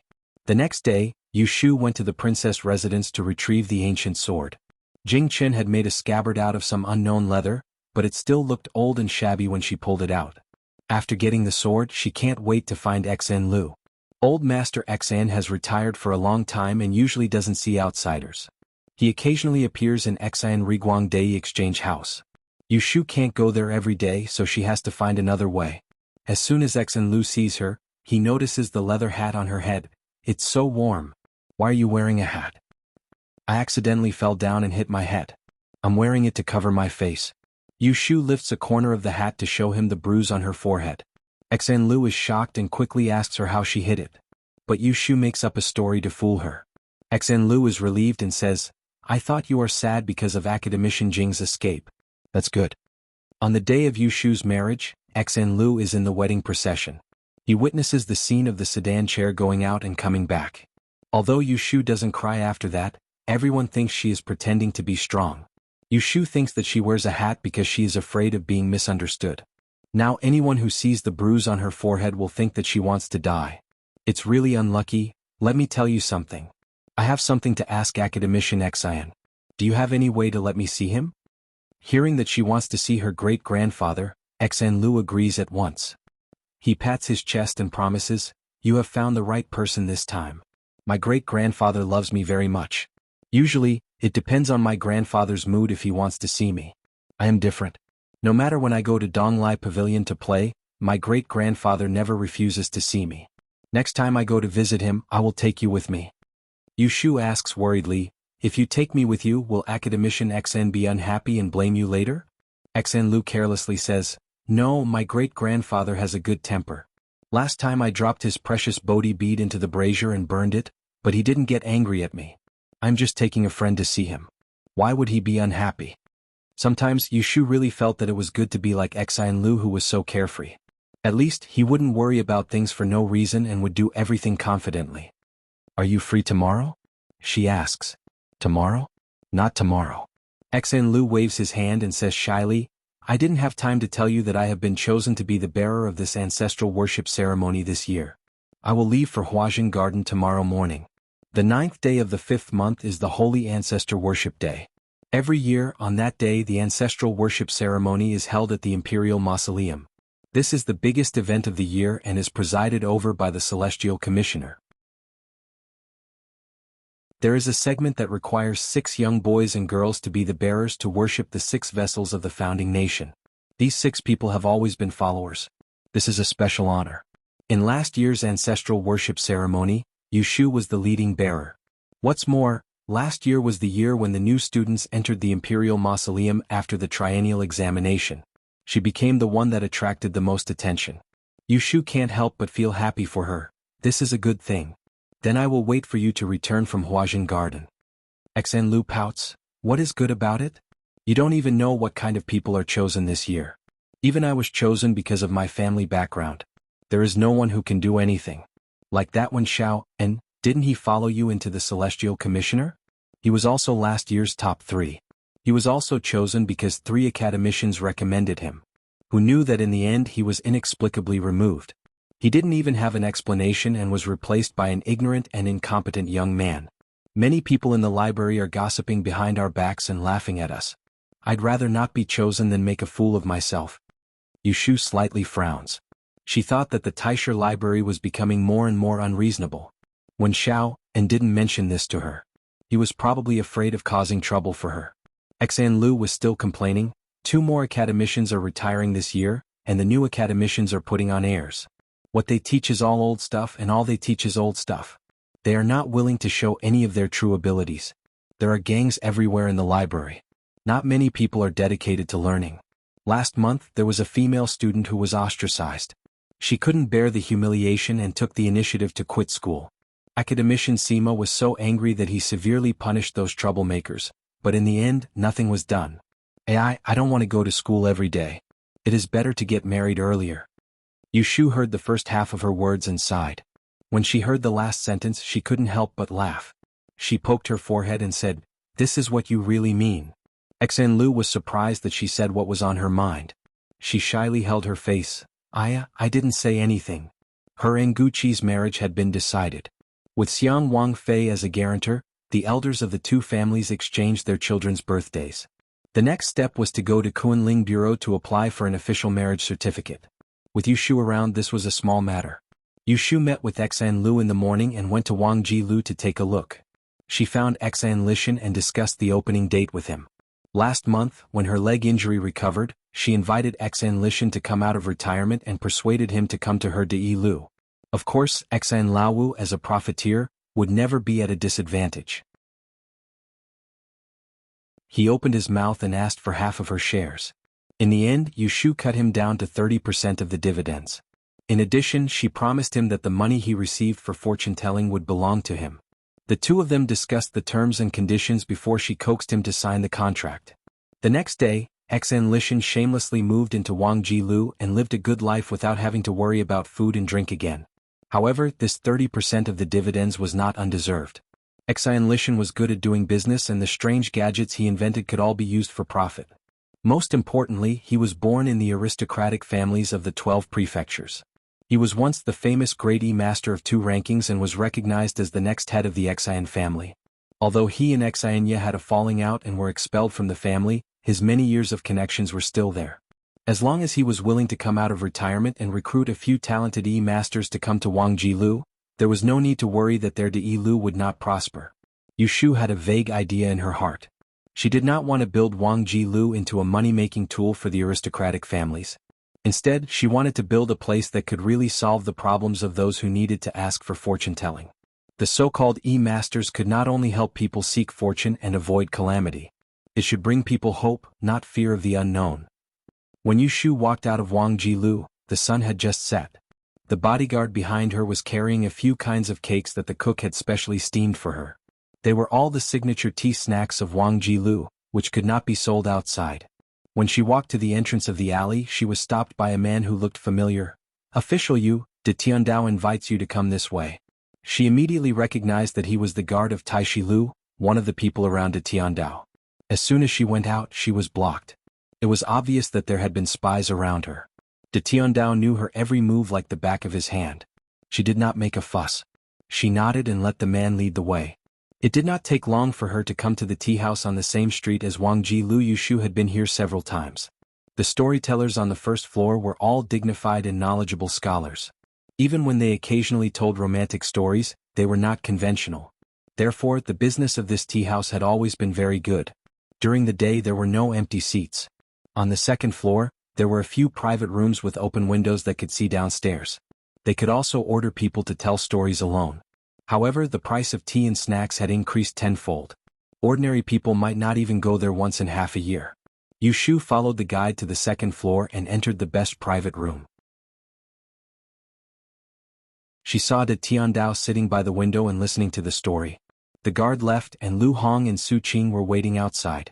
Zhu Muzhao did not look at her. He pointed to the chair opposite and said, "Sit down." Yu Shu sat down without saying a word. She was somewhat angry in her heart. She was hit on the head by him yesterday. How could she sit down and drink tea with him calmly? At this time, the voice of the storyteller came from downstairs. That female ambassador Miao Ling happily covered her head with a veil and was helped onto the bridal sedan chair by the matron of honor. Then she was carried out of the mansion. Behind her, there was a long street of dowry boxes, waiting to be sent to the princess mansion. Normally, a bride would cry when she got married, because she was reluctant to part with her parents and brothers and sisters. However, she didn't. She was so happy that she had married a Mr. Right. She was so happy that her face was like a blooming flower. However, she didn't know that the groom had already disappeared. As the protagonist of the story, Yu Shu was speechless. She secretly scolded the storyteller for making up stories. She obviously got onto the bridal sedan with a gloomy face. How could she smile like a flower? Where did this rumor come from? On the other side, Zhu Muzhao laughed. He lifted his teacup and blew on it lightly. Glancing at her, he said, "Don't be unhappy. Now that Jingchen has left, your reputation as a lady will be ruined. In the future, don't even think about marrying again." Yu Shu lowered her head and did not speak. Zhu Muzhao said again, "I know who you are thinking about in your heart. But I really don't know if you are smart or stupid. Let me ask you, when did you know that the book of Fantasy Fairy 6 Rens I got was fake?" Yu Shu still did not speak. "Even if you don't say it, I know that you only found out about this after Jing Qin left. Then why don't you take a guess? When did Yunhua tell this to his precious son?" Yu Shu suddenly raised her head and said coldly, "Just say what you want to say." Zhu Muzhao's eyes flickered as he said, "Yunhua set up a trap that day for the sake of taking Shui Rui away. There must be another reason why he values this son of his so much. Even though I can't figure out the reason, there's one thing I can be sure of, and that's that he wants to rebel. They even deceived you in order to make me relax my vigilance. I thought that after I obtained the book of Mystic Fairy 6 Rens and firmly grasped you and Jing Chen in the palm of my hand, I would be able to rest easy. That was why I persuaded His Majesty to disregard the Shui family's evil intentions and choose Lu Tan as the crown prince. If he had known that the book of Fantasy Fairy 6 Rens was fake, he would not have let Lu Tan take the throne. Yunhua and perhaps Shui Rui would be included as well. This father and son pair should have expected this a long time ago, which was why they excluded Yu Shu, who was one of them, and included them in their calculations. He explained the reason so clearly that it was impossible for Yu Shu not to understand. Her expression changed again and again. She clenched her fists under the table, but she could not refute his words. Zhu Muzhao looked at her forbearing expression with satisfaction and changed the topic. Women, since ancient times, have always been victims of the desire for power. A man's promise is just a whim, and in the blink of an eye, it becomes smoke. You are a rare intelligent woman in this world. Don't lose your mind because of love and you will waste the opportunity given to you by God. He turned his head and pointed to the crowd downstairs, saying, "This tea house is a property under my name. There are many places like this in Anling City. It's the same in the world. I can make you the respected messenger Miaoling or make you a laughing stock with just a thought. If one day you have such an ability, who would be able to make use of you?" Yushu's breathing stopped for a moment and then became heavy. Zhu Muzhao turned around and gave her a smile. He said like an elder who cared about her, "Ming Luo, come with me to Huajin Garden to meet His Majesty and explain everything clearly. I will exonerate you. You must work hard. Whether it's a blessing or a curse, it depends on how you choose." After that, he asked someone to send Yushu out. Yushu walked out of the tea house with a gloomy expression and sat on the palanquin. The moment she pulled down the curtains, she slowly spat out a mouthful of foul air, and then she curled her lips and sneered. How could the relationship between her and Shui Rui be instigated by others?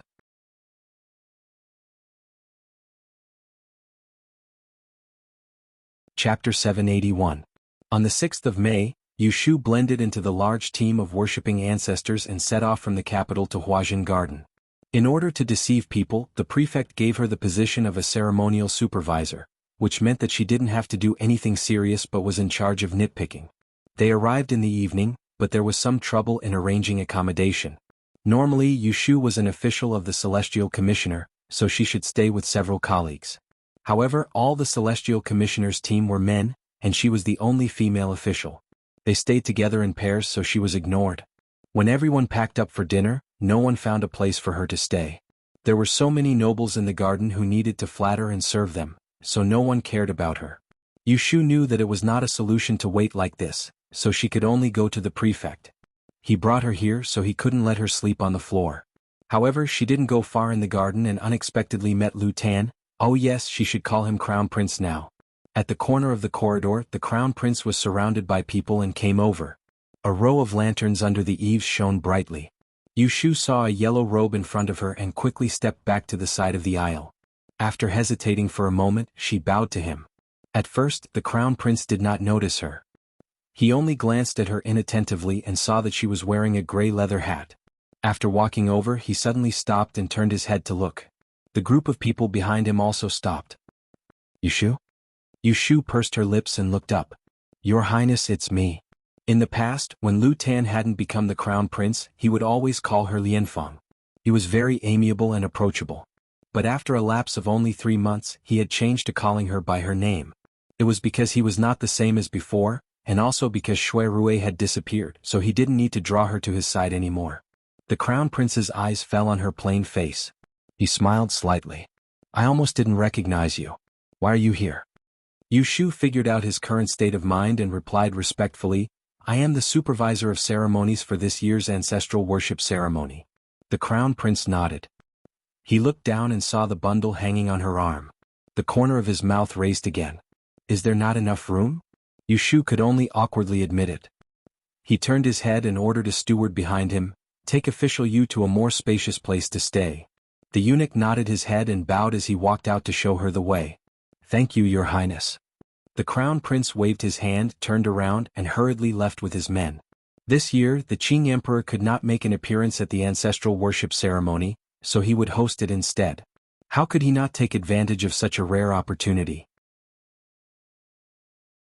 With so many things to do, him stopping to say a few words to Yushu was already giving her a lot of face. Yushu watched as he was escorted away. Her expression did not change at all. She turned her head and cupped her hands at the unknown eunuch. "Thank you, eunuch." No problem, no problem. Official Yu, let me carry your things for you."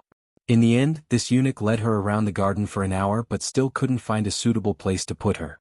In the end, it was Yushu who thought of the small courtyard she had stayed in last year when she was a vessel bearer. She looked all the way there. It was a courtyard with a front courtyard and a back courtyard. There were 6 rooms in total. When Yushu came over, the vessel bearers had already chosen their rooms to stay in. Xen Lu was very surprised to see her here and was about to jump over in joy. He was pinned to the spot by Yushu's gaze. With a fierce expression, he said to the group of boys and girls, "I am this year's supervisor of ceremonies. I will live with you all these days and supervise your etiquette. You better not cause trouble under my eyes. If I kick you out, I don't care which family you are from." Yushu's reputation was well known. The people in Taisher's study all knew who she was. In addition, there was a chief eunuch carrying a bag behind her. With just a few words they were all subdued. Then, she naturally let the two girls stay in the same room and gave her a room to herself. Don't ask why she didn't just stay with Xn Lu. What dignity would there be? Zhu Muzhao walked out of Emperor Zhao Qing's bedroom with his hands behind his back. He walked down the steps alone. The palace maids and eunuchs who were guarding along the way bowed to him to send him off. He walked away without looking sideways. When he reached the long door, Ren Qiming was already waiting there. Tai Shu. Ren Qiming lowered his head and followed behind him. He asked softly, "Has the emperor woken up?" Zhu Muzhao shook his head and gave a short sigh. The emperor's health was deteriorating day by day and had already reached the point where his illness was beyond cure. A while ago he was still clear-headed for a moment and a half every day and was able to say a few words to other people, but these 2 days, it was difficult for him to even wake up. He could only surround the temporary imperial residence tightly and temporarily prevent the news from leaking. He had to at least get through the ancestral worship ceremony. Lu Tan had gotten a great bargain this time. If he hadn't been tricked by Yun Hua, he wouldn't have had the chance to become the crown prince. The crown prince came just now, but I sent him away. Zhu Muzhao was worried and warned him, keep a close eye on him these 2 days. Find more things for him to do. Don't let him come here. Ren Qiming nodded and said, the imperial envoy that was sent to Ningdong City to denounce the crime has not sent back any news. I did a divination last night and it was all ominous. What I want is an ominous omen, Zhu Muzhao said to himself. Shui Lingnan will never think that Zheng Minji is one of us. The assistant minister of the Ministry of War, Zheng Minji, was the imperial envoy personally appointed by the crown prince. As they spoke, the two of them returned to Mingyu Tower by the lake. This was where the great advisor stayed. It was also the best place to view the entire Huajin garden. In comparison, although the crown prince's Mianxiu garden was the most spacious and grand, it was not as comfortable and pleasant as this place. After dinner, Zhu Muzhao remembered Yushu. He asked Dai Chang, the black-robed guard who was in charge of watching them, "Where is she?" Dai Chang reported Yushu's every move after she entered the garden. When Zhu Muzhao heard that she had actually shamelessly ran to fight for the room with the person holding the instrument, he couldn't help but laugh. She is very adaptable. Although he sent someone to watch her, he didn't let anyone make things convenient for her. He wanted her to suffer. He didn't expect that she didn't suffer at all. This wouldn't do. He had to find another opportunity to grind her temper. He had to make her beg him. During the day, people from the Ministry of Rites came to teach the 6 people holding the instrument basic etiquette. Yushu had someone bring a reclining chair from the reception hall to a shady spot under the corridor. She brewed a pot of tea and compared it to the others who were holding heavy bronze instruments and basking in the sun. She felt very comfortable. Xan Lu's resentful eyes floated over from time to time, but Yushu pretended not to see it. The air in Huajin Garden was very good, especially in the morning. The sun was bright and the air was fresh. After taking a few breaths, one would feel refreshed and refreshed. No wonder the emperor moved here to recuperate. Official Yu. Official Wang of the Ministry of Rites wandered over to Yushu's side and greeted her with a smile. At this time last year, he was also in charge of teaching the people holding the instrument. He and Yushu had some friendship, so she stood up and offered her seat. Official Wang waved his hand and sat down on the stone slab to the side. He looked at the people with her. Time passes so quickly. In the blink of an eye, another year has passed. Yushu nodded and also felt a bit emotional. At that time I was the same as them and suffered a lot. Official Wang looked at the young people who began to stagger after standing for a while and shook his head. They don't have your steadiness. AI, the descendants of the Yishui family are getting worse with each generation. Yushu deeply agreed. The two chatted and the morning passed by without them noticing. The young people from the aristocratic families were so tired that they were sweating profusely and couldn't even lift their hands. During lunch, everyone sat at the same table. A bold youth complained to Yushu, "I really don't understand. Isn't it just holding something? Do they need to practice so hard? Official Wang is clearly deliberately making things difficult for us. Help us talk to them and don't make us stand stupidly in the afternoon." Yes, help us talk to them. The others all agreed. Only Xan Lu buried his head in eating and didn't join in. Yushu swept her gaze across them and put down her bowl and chopsticks.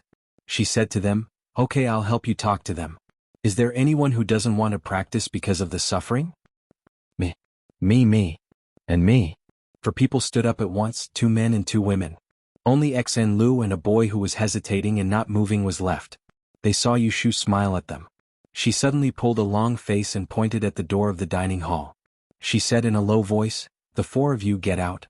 There's no need to eat. All of you stand in the yard. When official Wang comes, I will help you ask for mercy and let you all go home and not suffer." The 4 were all dumbfounded. Xen Lu lowered his head and laughed. He thought to himself, this group of idiots, did they think that the Lotus Room was easy to talk to? What are you standing there for? Get out. Yushu frowned and scolded them, scaring them. They pushed and shoved out the door and obediently went to stand under the sun as punishment. They couldn't be blamed for being timid. In reality, Yushu's words were the law in Kunling Agency. With the prestige she had accumulated over the past year, who wouldn't be afraid when she put on a stern face? When everyone had gone out, Xen Lu snorted. An opportunity that others yearn for but can't get, and they snatched it effortlessly. They deserve it. The remaining man luckily escaped and didn't dare to argue. He copied Xen Lu's behavior just now and buried his head in his food, trying to pretend that he didn't exist. The 4 people stood outside for the entire afternoon and finally waited for official Wang to come. In turn, they wanted official Wang to help them plead with Yushu. Official Wang didn't know whether to laugh or cry. He found Yushu, who was taking an afternoon nap in her room. After asking about the situation, he scolded them with a stern face. He first let them go back to their rooms to drink water and rest for an hour. When it was cooler in the afternoon, he let them come out to practice the formation. None of them were sloppy or disobedient. Like this, 2 days passed. On the afternoon of the 3rd day, official Wang seemed to suddenly remember that there was a person called Yushu and sent someone to find her. Yushu straightened her clothes and was brought to Mingyu Lu. Zhu Muzhao saw that she was wearing casual clothes and slightly frowned. "Why didn't you say to change your clothes?" "Forget it, it's too late. Let's go." Yushu followed him in a daze. Halfway there, she suddenly realized that he was taking her to see the emperor. She quickly made a draft in her mind, thinking about what to say when she saw the emperor. How to explain that the fairy woman's Lu Ren book was fake. Official Wang didn't specifically warn her, so he wanted her to speak the truth. But if she spoke the truth, wouldn't the emperor take his anger out on her? Or would he slap her on the head again? Zhu Muzhao turned his head to look at her. Feeling her nervousness, he said, "Don't be afraid. When you see the emperor, just answer whatever he asks you." Yushu nodded and the uneasiness in her heart disappeared a bit. From the southern courtyard to the northern courtyard, they arrived outside the temporary imperial residence. There were imperial guards on both sides of the road.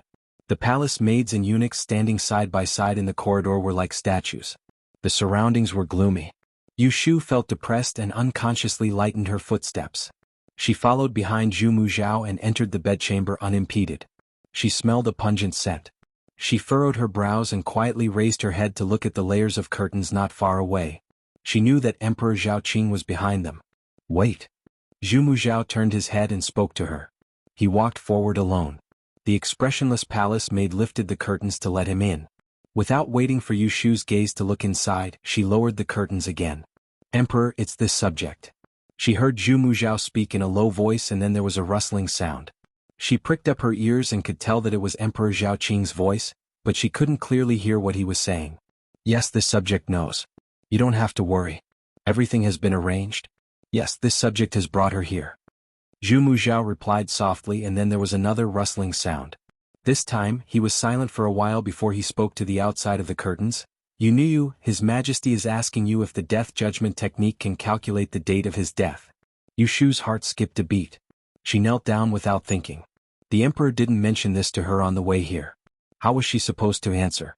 Separated by a few curtains, she couldn't see the expression of the person behind the curtains. Should she say yes or no? "Yunyu, His Majesty is asking you a question," Zhu Muzhao urged. Yushu gritted her teeth and bowed to answer, "This subject is incompetent. Please forgive me, His Majesty." There was a dead silence behind the curtains. Just when Yushu thought that Emperor Zhaoqing would ask someone to drag her out if she answered wrongly, Zhu Muzhao spoke. "His Majesty, you are the son of heaven.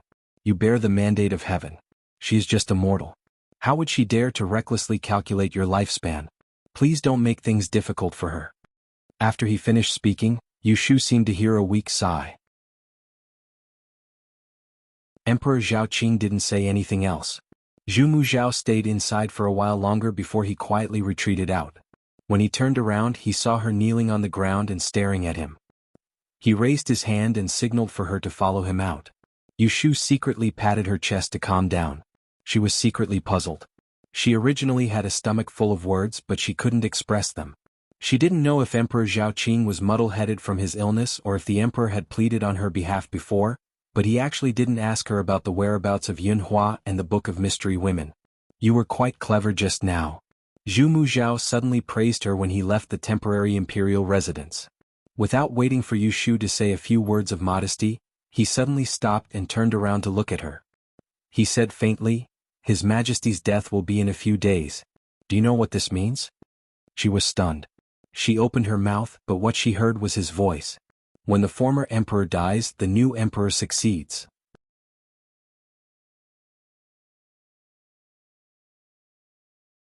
Chapter 782. On the day of the ancestral worship ceremony, early in the morning, 6 people carrying the ritual implements set off with the personnel of the Ministry of Rites, leaving Yushu alone. She thought that there was nothing left for her to do. Who knew that not long after, a black-robed guard was sent to pick her up and send her to the imperial mausoleum on a fast horse. This was the second time that Yushu had entered the imperial mausoleum, but she did not take the same path. The black-robed guard wrapped her tightly from head to toe with a long cloak, carried her through the cemetery, and put her down in front of the entrance of a tomb. Yushu was so dizzy that she did not see clearly that he pressed back and forth on the stone door a few times. With a gentle push, the door of the tomb was pushed open. Under her surprised gaze, he carried her on his shoulder again, covered her mouth with one hand, and jumped down into the dark tomb. Yushu was completely defenseless. She only felt her body continuously falling, the wind rushing into her ears, and her heart beating in her throat. If her mouth had not been covered, she would have screamed her throat out. When her feet landed on the ground, both of her legs were weak. She pulled off her cloak and retched a few times. Then she was pushed by the black-robed guard by the shoulder and stumbled forward. This was a narrow secret passage and she did not know where it led.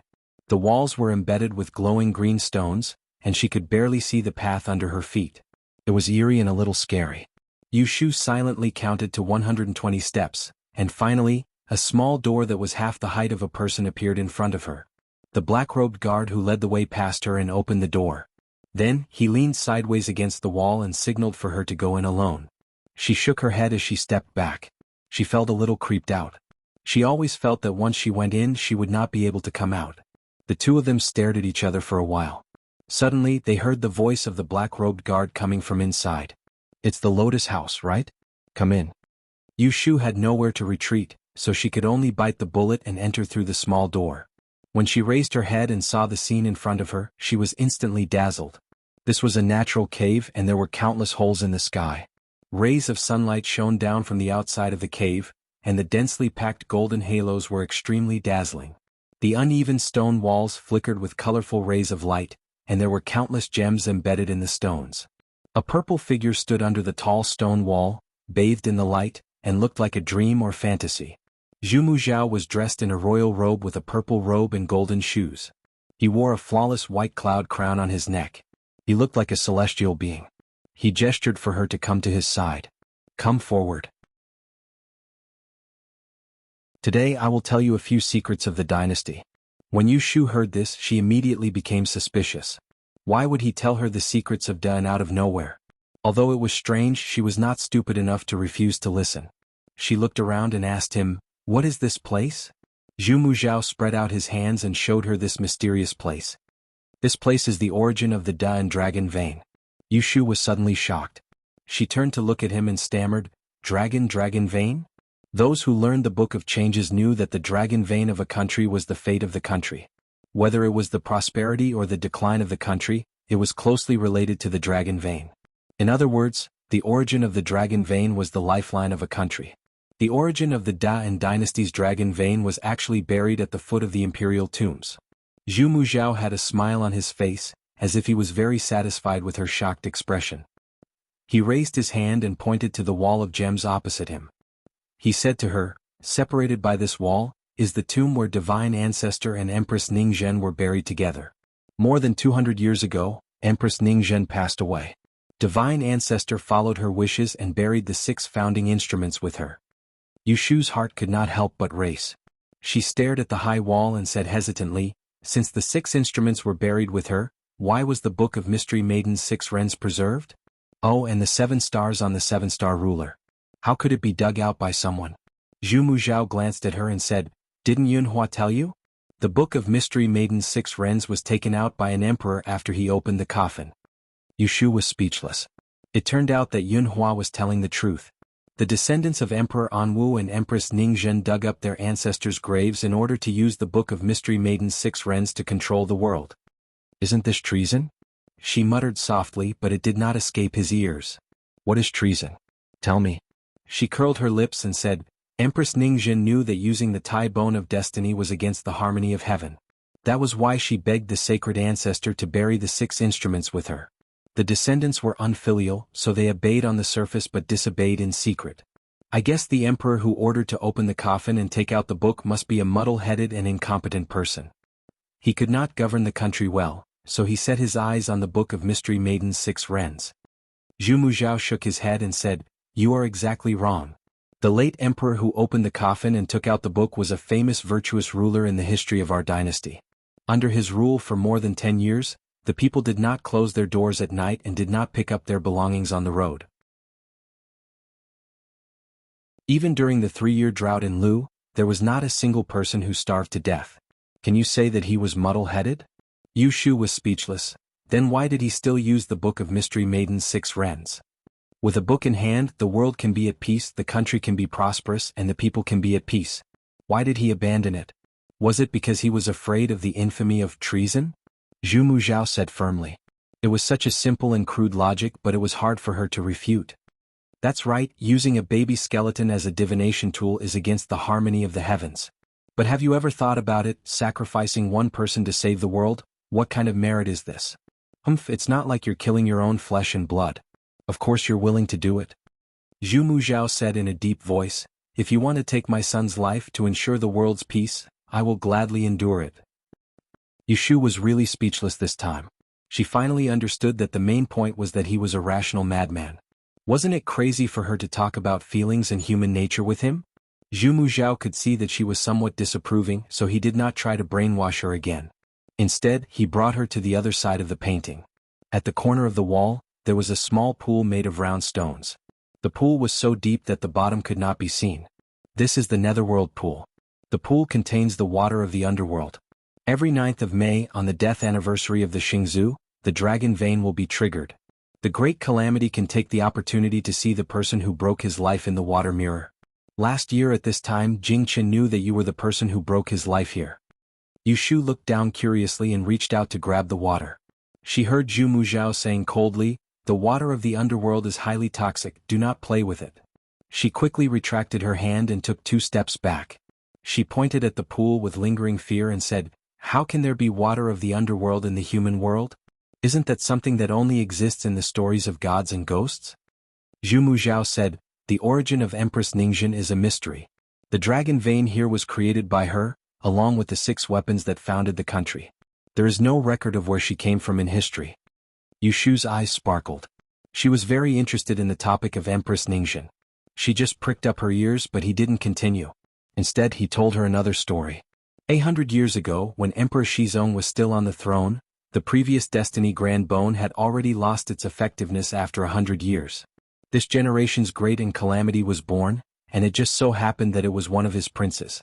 In the end, the person that this prince found to destroy his destiny was actually a female general with many military achievements. The female general was the only daughter of a general. When the prince was young, he was apprenticed to the general to learn martial arts. He and the female general were childhood sweethearts. It was not until the prince turned 20 that he learned that he was the great calamity and saw the person who broke his life in the water mirror of the underworld. At that time, the female general had already followed her father to battle and became famous on the battlefield. Emperor Shizong arranged a marriage between them and they became husband and wife. When Yushu heard the beginning, she guessed that this was definitely a tragedy. Sure enough, he continued to say, after their marriage they gave birth to a son. At that time, the great diviner who was in office used the excuse that he predicted that the child would be unlucky and took him away. He claimed that he would send the child to the Taoist temple in Mount Longhu to be raised, but the couple opposed it. The prince somehow learned about the secret of the Book of Mystery Fairy's 6 ren and wanted to escape the capital with the female general and the child. However, they were discovered by the great diviner and were captured in advance. The female general was put in the prison of the Ministry of Justice and the prince was imprisoned in the imperial court. Unexpectedly, the prince faked his death and escaped. He gathered a group of men of sacrifice and went to the Ministry of Justice to break the prison and rescue the female general. Yu Shu asked nervously, "Did they escape in the end?" Zhu Muzhao shook his head and sighed. Emperor Shizong sent troops to chase after them and killed dozens of men of sacrifice along the way. Blood flowed everywhere. The couple panicked and ran into the imperial mausoleum in the eastern suburbs. Fortunately, they fell into a tunnel and found this place. At that time, the 6 weapons of the founding dynasty were enshrined here. Except for the Book of Mystery Fairy's 6 ren, which was in the hands of the great diviner, the Chunjun sword was invincible. The female general was so skilled in martial arts that she broke the secret chamber with her sword and escaped with the prince. However, she mistakenly drank the yellow spring water from the Netherworld pond and was poisoned on the way. When the troops caught up with them, they only found the female general's corpse and the prince was missing with the Chunjun sword. After listening to this true story, Yu Shu felt very depressed. She had heard Jing Qin mention this prince who stole the Chunjun sword before. At that time, they didn't know that he was the previous generation's great calamity. As for the female general, Shui Rui also told her about her legend. She didn't expect that the people in the 2 stories would be a complete tragedy. That prince went to Mount Longhu to live in seclusion, she murmured. Later, before he died, he entrusted the Chunjun sword to the Taoist faction, which is also Jing Chen's faction, and asked them to send the sword back after his death, right? She faintly felt that something was wrong but she couldn't tell what it was. If only it was that simple. Zhu Muzhao looked at her with a mocking expression. If you were the one who lost your wife and son because of the imperial court, would you let go of your hatred and repent?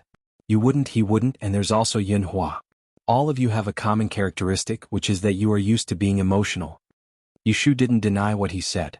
In fact, when I found out that Yun Hua had a treasure called Zhuge Tong, I should have guessed his origin. Zhu Muzhao said something that made her shudder. He must have a close relationship with the missing prince. They might be master and disciple or they might be father and son. Yu Shu's breathing stopped. She tried her best not to show a shocked expression, but she made herself look a little surprised. How could that be? Wasn't that prince 100 years ago? If he was still alive, he would be more than 100 years old now. I can't be sure if he's still alive. Zhu Muzhao's expression was cold. But I can be sure that Yun Hua has something to do with him.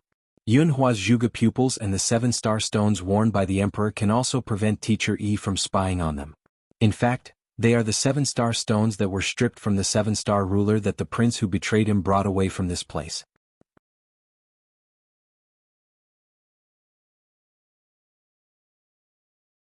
Chapter 783. Alliance Master, please add more chapters. Which lord do you owe this?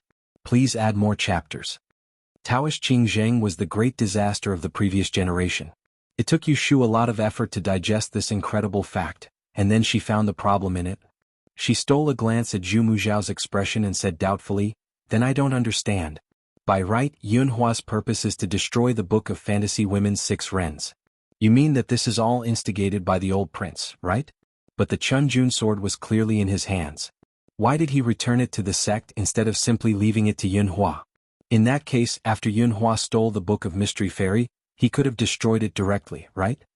Zhu Muzhao's eyes flashed and he looked at her sideways, hesitating whether to say it or not. In fact, I suspect that the Chunjun sword returned by Dragon Tiger Mountain is also fake. And he is likely to use the same trick again, faking his death to escape, and using a fake sword to return to the imperial court, so that those who know about it will think that he is really dead. There were too many surprises and Yu Shu was already numb. But his suspicion was very reasonable. This seemed like something that old man Qing Zheng would do. She turned her head and thought for a while and roughly guessed the whole story. About 100 years ago, Qing Zheng and the female general had narrowly escaped from an imperial mausoleum. One had been poisoned to death, while the other had fled in a sorry state. Their child had been made into a set of Tai Bone of Destiny and had unfortunately died. Qing Zheng carried a blood feud and escaped to Dragon Tiger Mountain to seek Taoism. After he succeeded, he faked his death to escape and started his path of revenge. It was very likely that the female general made him swear before she died that he would never step into Enling Mountain again. So he adopted Yunhua, taught him all his skills and created a genius. Then he sent Yunhua to the capital to find the Book of Mystery Fairy. For some unknown reason, Qing Zheng did not hand over the Chunjun sword to Yunhua, who knew that Yunhua would end up stealing the Book of Mystic Fairy Lu Ren and end up being separated from his family and disappeared from then on. In order to cover up the truth, the imperial court spread rumors about Yunhua and Princess Luyue. Because Yunhua had brought Zhuge Tong with him, Qing Zheng could not divine his whereabouts, let alone know that the Book of Mystic Fairy 6 Rens was in his hands. Yunhua, on the other hand, did not know how to face Qing Zheng, who was like a father to him because he had caused the deaths of his 2 wives. He did not take the initiative to go back to him. After 20 years, Qing Zheng calculated that the Life Destroyer was about to be born, so he waited in Yang City. He found her at the first moment and took her as his disciple. After teaching her some life-saving skills, he let her go to the capital to find the Book of Mystic Nyu Luren. However, because he couldn't trust her completely, he didn't tell her about the Chunjun sword. That was the whole story. Yu Shu felt that she was very close to the truth. Now, perhaps even Dati was not as clear as she was. You can't tell whether the Book of Mystic Fairy 6 Rens is real or fake. Can't you tell whether the Chunjun sword is real or fake? Zhu Muzhao heard a hint of sarcasm in her words, but his expression did not change. He said, as early as when the 6 vessels were buried, their secrets were brought into Empress Ningxin's coffin. The Celestial Commissioner did keep some records, but it was not complete. Then Yunhua said that the teachings of the Holy Ancestors and the Taigu deities lesson on the back of the Book of Mystic Fairy were added by the later emperor without authorization. Is that true? Yes, the contents on the back of the Book of Mystic Fairy were all engraved with the Chunjun sword. Zhu Muzhao admitted it openly. Yu Shu said with a strange expression. Then when Yunhua questioned you in the Ascending Cloud Temple, you still pretended not to know. These old guys were really good at acting. They deceived her until she was dizzy, and it was difficult to tell the truth from the lies. My path is different from his, so I naturally oppose him. Zhu Muzhao flicked his sleeves and took a few steps to the side. He pointed at the long groove of the stone tablet on the ground and said to her, "Do you know what this is?" Yu Shu shook her head, pretending that she did not know. Zhu Muzhao smiled mysteriously and tempted her. "Do you want to know how to activate the Book of Mystic Fairy 6 Rens?" Yu Shu heard her heartbeat slow down for half a beat, and then suddenly accelerated. "Come here, let me tell you." Zhu Muzhao waved at her, and he did not even consider that she would reject him. He pointed at the groove of the stone tablet and continued to explain. This stone tablet is engraved with 10 heavenly stems and 12 earthly branches. The first sentence on the Taigu deity's lesson is Wuji gives birth to Tai Chi. Place the destiny Tai Chi in this groove, and it corresponds to the heavenly stems and earthly branches, which is the birth of Wuji. Then place it and take the number. To put it simply, it is to use the Taigu deity's lesson to decipher the destiny Tai Chi, and then use the number obtained from the destiny Tai Chi to interpret the Book of Mystic Fairy 6 Rens. The entire 6 Rens Heaven book has a total of 2,916 words, and every word hides a mystery with endless changes. There was no teacher in this world who could resist the charm of the Book of Mystic Fairy 6 Rens. If there was, then he was definitely not standing in this magical place where she was now. In the afternoon, Yu Shu returned to Huajin Garden. She still felt like she was in a dream and her feet were floating. She finally understood why all the major advancements in the past were inseparable from the Book of Mystic Maiden's 6 Rens. It was because mastering it was tantamount to mastering one's destiny. Master Yi's highest realm was knowing fortune and misfortune, determining life and death. On the other hand, the Book of Mystic Maiden's 6 Rens could make even the most untalented Master Yi omniscient. From when and where floods and droughts would occur, to how many puppies the female dog of the Wang family next door would give birth to, there was nothing in the world that could not be calculated. Its only shortcoming was that it could only be opened on the 9th day of the 5th month, and every time it opened, it could only be counted as an epoch. An epoch was 12 years. As for the heavens will grand bone, it would slowly lose its effect over time and would disappear in at most 100 years. This explained why it was often impossible to predict the candidates for the next crown prince after the first crown prince. Zhu Muzhao encountered the change of 100 years and also lost the Book of Mystic Maiden's 6 Rens. He could be said to be the most unlucky major advancements in history. Yu Shu was lying on the bed meditating when she heard a knock on the door. Xan Lu and the others had returned. She got up and opened the door. Xan Lu entered the room and fell on her bed, looking exhausted. Phew, I thought I was going to die. Lotus room, come and massage my shoulders. Yushu smiled and followed her. She reached out and pressed her shoulders. Before she could rub twice, she heard her moaning, it hurts so much. Be gentle. I went through this last year too. Just bear with it. She pressed her shoulders again and did not reduce her strength at all. Xen suddenly turned over to avoid her evil claws and shrank to the corner of the bed. Forget it. Spare me. She hugged the pillow and looked at her pitifully. If I knew it would be like this, I wouldn't have come.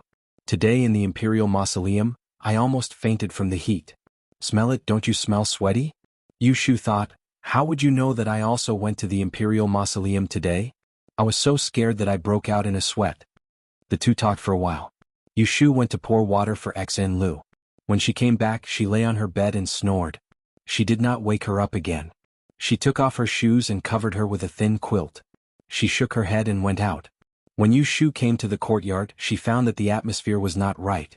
There were 2 guards standing outside the moon gate. When they saw her coming to the door, they reached out and stopped her. They said with a stern face, "Miss, please go back. The Crown Prince has ordered the whole garden to be sealed. No one is allowed to enter or leave without permission." Yushu thought, oh no. Did Emperor Zhaoqing kick the bucket? So she asked in a good voice what happened, but she could not get a word out. She could only return to the courtyard. First, she called the students of Taisher Library together and told them not to run out. Everyone knew that something had happened, so they were very nervous. They did not complain about being tired or sleepy. They all gathered in Yushu's room and anxiously waited for news. Although these children of aristocratic families looked good but were useless, they must have been taught by their elders before they came. That was why they were so nervous when something happened in the garden. They waited like this until midnight. The guards at the gate left without saying a word. The curfew in the garden was lifted. Yushu thought for a while and decided not to let them go out. She stayed in the yard until the eunuch from the kitchen brought food. She stuffed some silver into his mouth and took the opportunity to inquire about some things. She only knew that during the day, an assassin had sneaked into the temporary imperial residence of the emperor and killed a palace maid. When the crown prince heard about this after returning from the ancestral worship, he ordered the garden to be sealed. She did not know if the assassin had been caught. In short, that night, everyone in Huajing Garden was in danger and many people did not sleep. After the ancestral worship ceremony, the emperor's temporary imperial residence was first attacked by an assassin. Then the crown prince rushed back to protect the emperor. After one night, the rumor that Emperor Zhaoqing was critically ill appeared out of nowhere. At dawn, more than a dozen officials knelt outside the temporary imperial residence. Zhu Muzhao knew that he could not hide it anymore. He looked at the solemn crown prince beside him and told everyone that the emperor had been in a coma for a long time. Everyone could understand that Emperor Zhaoqing clearly did not have much time left. The officials mourned and many people immediately cried. They knelt on the ground and kowtowed in the direction of the sleeping palace. Seeing that the situation was about to become chaotic, the crown prince stood up and said, "I can empathize with your heartache, but Father Emperor is still unconscious and should not be disturbed. All of you can leave first. I will stay here in your place until Father Emperor recovers." Only then did everyone leave under the crown prince's persuasion. Zhu Muzhao looked at this scene coldly and did not intervene. When everyone had left, the crown prince turned to him and said seriously, "Father is critically ill. I should stay by his bedside to show my filial piety. As the person most trusted by Father, why don't you stay with me in Huajing Garden and wait for Father to wake up?" Zhu Muzhao nodded, "Your Highness is right." So that day more than half of the people in Huajing Garden left, but the crown prince and the crown prince stayed and waited by Emperor Zhaoqing's bedside. On the way back, Yushu sat in the same carriage with Xen. The other boys and girls in the carriage were not as excited as they were when they came. They were still immersed in the tense and depressing atmosphere of Huajing Garden and could not calm down. Back in the capital, Yushu changed to a carriage and returned to the Celestial Commissioner. She sat in her own sedan in front of the door and went home. The family knew that she would come back today and were waiting for her to eat dinner. The maids of the North Xiang Palace prepared hot water. As soon as she returned to the courtyard, several people surrounded her to help her change and bathe. After a quick bath, Yushu fell asleep as soon as her head touched the pillow. She forgot to ask if anything happened while she was away. Early in the morning she was woken up by the noise outside. She covered her forehead and sat up. She was angry when she woke up. She lowered her voice and shouted, "Who is making noise outside?" The response was a loud shout, "Lotus Room, come out quickly." Yushu frowned. Why did she hear a man's voice? She put on her clothes and walked out. When she opened the door, she saw a group of people standing in her courtyard. The one trapped in the middle was Feng Xiaomiao, who had just shouted. Yun Do angrily came forward to complain, "Miss, this person is so bold. He actually injured the guards in the front yard and broke in."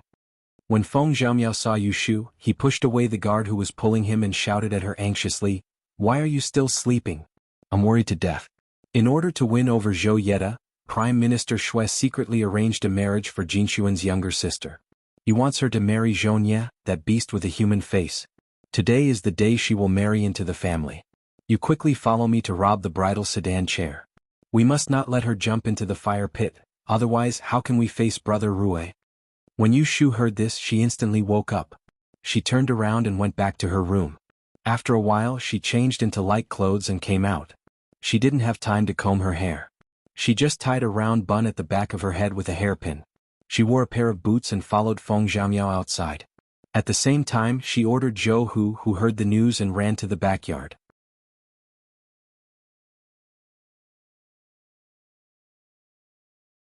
Chapter 784. Yushu had heard Xue Rue mention Xue Jinshuan's marriage once. As early as last year, Xue Lingnan had intended to betroth little sister Xue to Zhounie, the youngest son of Zhou Yeda, the commander-in-chief of the Jinwu Guards. The two families sent a marriage card to the Kunling Bureau, but she rejected it. She had also heard a little about this Zhounie. It was said that he and Yin Yuanbo were jackals of the same tribe. They bullied men and women and were lustful, and even worse. They relied on his father to do a lot of evil. Little sister Xue also looked like a fool. The rest of her life would be ruined if she married such a scourge. Before Yushu and Xue Rue parted, he didn't mention that he wanted her to help him take care of his mother and sister, but how could she not know that he was worried about her? He didn't want to burden her anymore, so he didn't mention it, but she couldn't ignore it. When Yushu and Feng Xiaomiao arrived at Prime Minister Xue's mansion, the wedding procession had already left. The red flowers on the ground smelled of gunpowder, and the red silk wedding knot hanging in front of the door was bright and dazzling. There were only a few passers-by on the street. Oh no, they sent the bride away. Feng Xiaomiao slapped his thigh. If the bride really entered her husband's house, it would be too late to break off the marriage. Chase. Yushu turned around and rode the horse. She didn't need him to lead the way. The red flowers scattered along the way showed her the direction. Feng Xiaomiao followed closely, followed by Lu Hong and Su Qing, leaving the guards of the Yu residence far behind. The Zhou residence was in the north of the city, not too far from the Prime Minister's mansion. The wedding procession didn't circle around the street to show off the dowry, but directly carried the sedan chair to the gate of the Zhou residence. The fat and strong groom dismounted from the horse with a grin and kicked the sedan chair door. The matchmaker quickly opened the curtain and said a series of auspicious words. She stretched out her hand and half dragged the trembling little bride off the sedan chair. She handed the other end of the red silk in her hand to the groom. Zhounie grabbed the wedding silk and looked down at his thin bride. He suddenly frowned and became suspicious. The eldest son of the Xue family was incomparably handsome. How could his sister, who came from the same mother, not be a big beauty with long breasts and thighs? Why are they so dry? They don't even look like the chicks in the restaurant. When his father coaxed him to get married, he told him that the third daughter of the Xue family was as beautiful as a flower. Only then did he agree. The more he thought about it, the more he felt that something was wrong. His face quickly darkened. He felt that he had been deceived. He looked at Xue Jinshuan, who was wearing a wedding handkerchief on her head, and his eyes became unkind. Regardless of the fact that they were still outside the door, he reached out to lift the wedding handkerchief to see what her face looked like. Wait! An angry roar rang out. Zhounie's hand slipped and he did not manage to pull off the wedding handkerchief. Hearing the voice, he turned his head and saw a person riding a horse charging through the bridal procession and charging straight to the bridal sedan. The person on the horse was dressed sloppily and did not look like a man or a woman. There was a bruise on his forehead and his entire person was filled with killing intent. Without waiting for Zhounie to fly into a rage, a slender long horsewhip was pointed at his face and he opened his mouth to scold. What audacity! You dare to marry without an official marriage certificate? Zhounie was scared out of his wits by her voice. He took a step back and was tripped by the wedding silk on the ground. He sat on the ground and let out a cry like a pig being slaughtered. The servants of the Zhou family who were at the door hurried forward to help him, squeezing the matchmaker and Xue Jinshuan to the side. Seeing this, Yu Shu turned over and jumped off the horse. She pushed away a servant who was in the way and grabbed the trembling little sister Xue. She held her cold little hand tightly and whispered in her ear, "Jinshuan, don't be afraid. I'm here." Hearing the familiar voice, Xue Jinshuan's pale face under the wedding handkerchief was instantly dyed with a touch of excitement. Her eyes that were red and swollen from crying suddenly brightened. She subconsciously hugged Yu Shu's arm and tightly leaned against her for fear that she would be caught by those bad people if she let go. Yu Shu felt her terror, and the rage in her heart grew even greater. Not only did Xue Lingnan raise Xue Rui like a dog, he was actually ruthless towards his own granddaughter, and he was simply cold-blooded and merciless to the extreme. "Where are Lu Hong and Su Qing?" She raised her voice and shouted. At this moment, Feng Zhaomiao arrived with her 2 guards and stepped forward. "Milord, your subordinate is here." Yu Shu waved her hand and said, "Capture this perverted person and send him to the Celestial Commissioner." Lu Hong and Su Qing did not say anything else and went forward to capture Zhonye. "What are you doing?"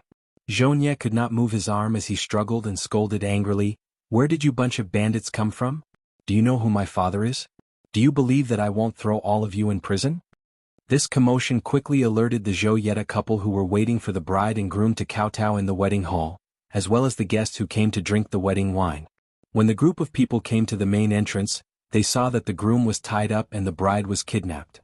Zhou Yeta was shocked and angry at the same time. He felt like he had lost all face.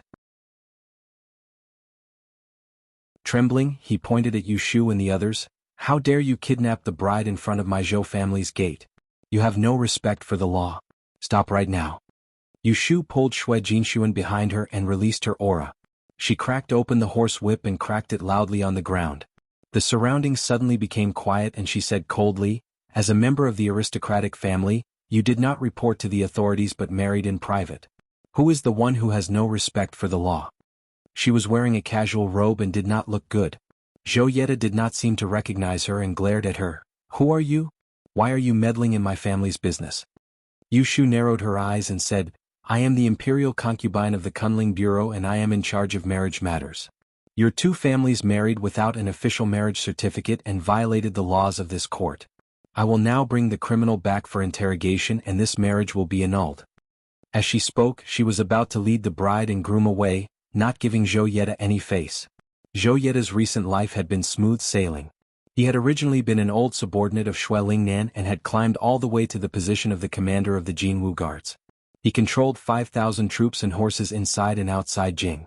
Several princes had wanted to rope him in, but after Ning Wang fell from the throne, he had secretly submitted to Lu Tan. As a result, Lu Tan had become the crown prince. Coincidentally, Ning Wang's people had gathered to cause trouble and he had taken the lead to wipe them out.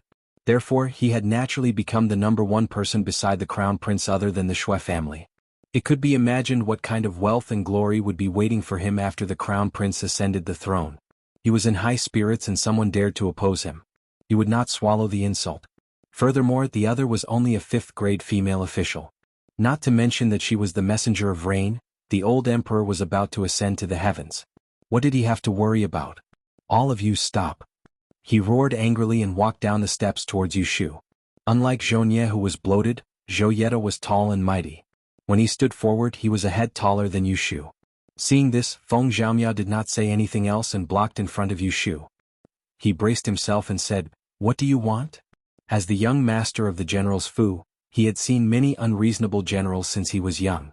He was afraid that he would slap Yu Shu away in anger. Zhou Yeta glanced at him and recognized that he was General Feng's precious son. He ignored him and warned Yu Shu, "Official Yu, food can be eaten indiscriminately, but words cannot be spoken indiscriminately. Who said that my family did not have an official marriage certificate and married privately?"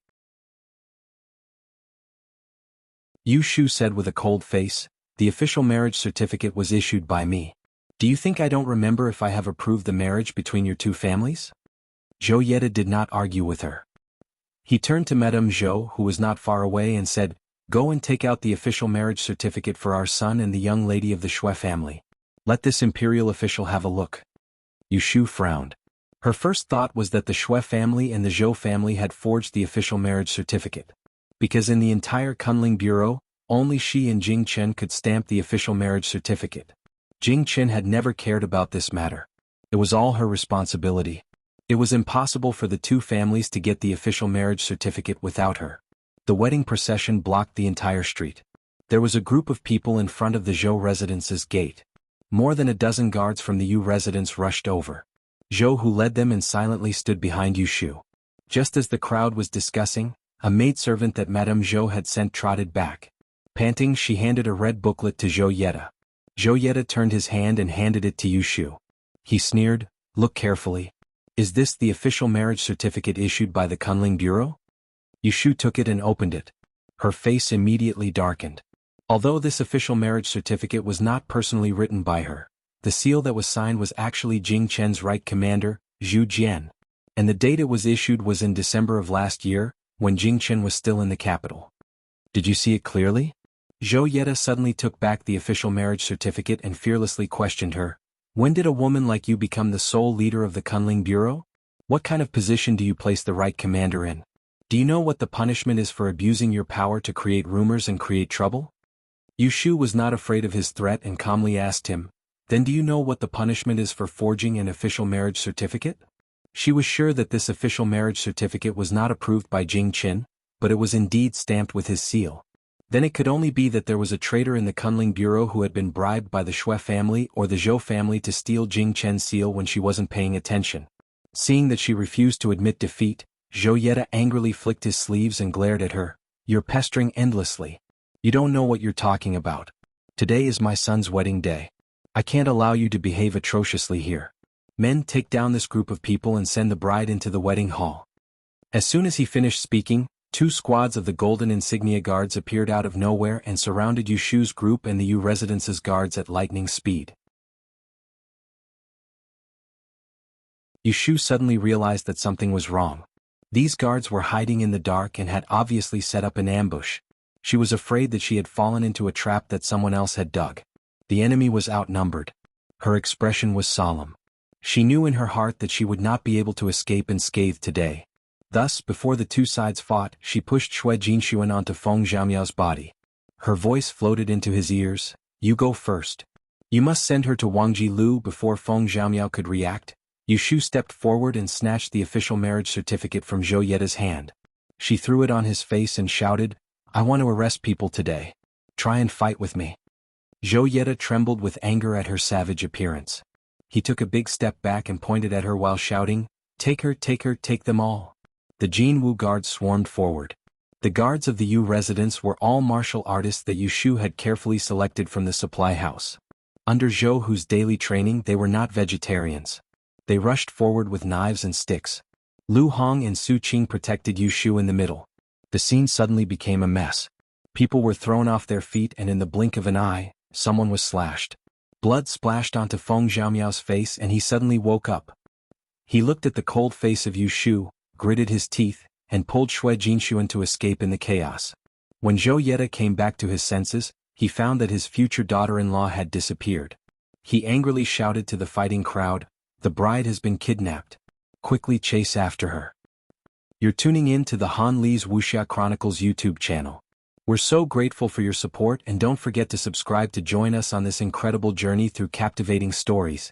Your generosity through donations truly makes a world of difference, as it's the primary source of revenue that allows me to expand and enhance this channel for you. Thank you from the bottom of my heart for being a part of this adventure.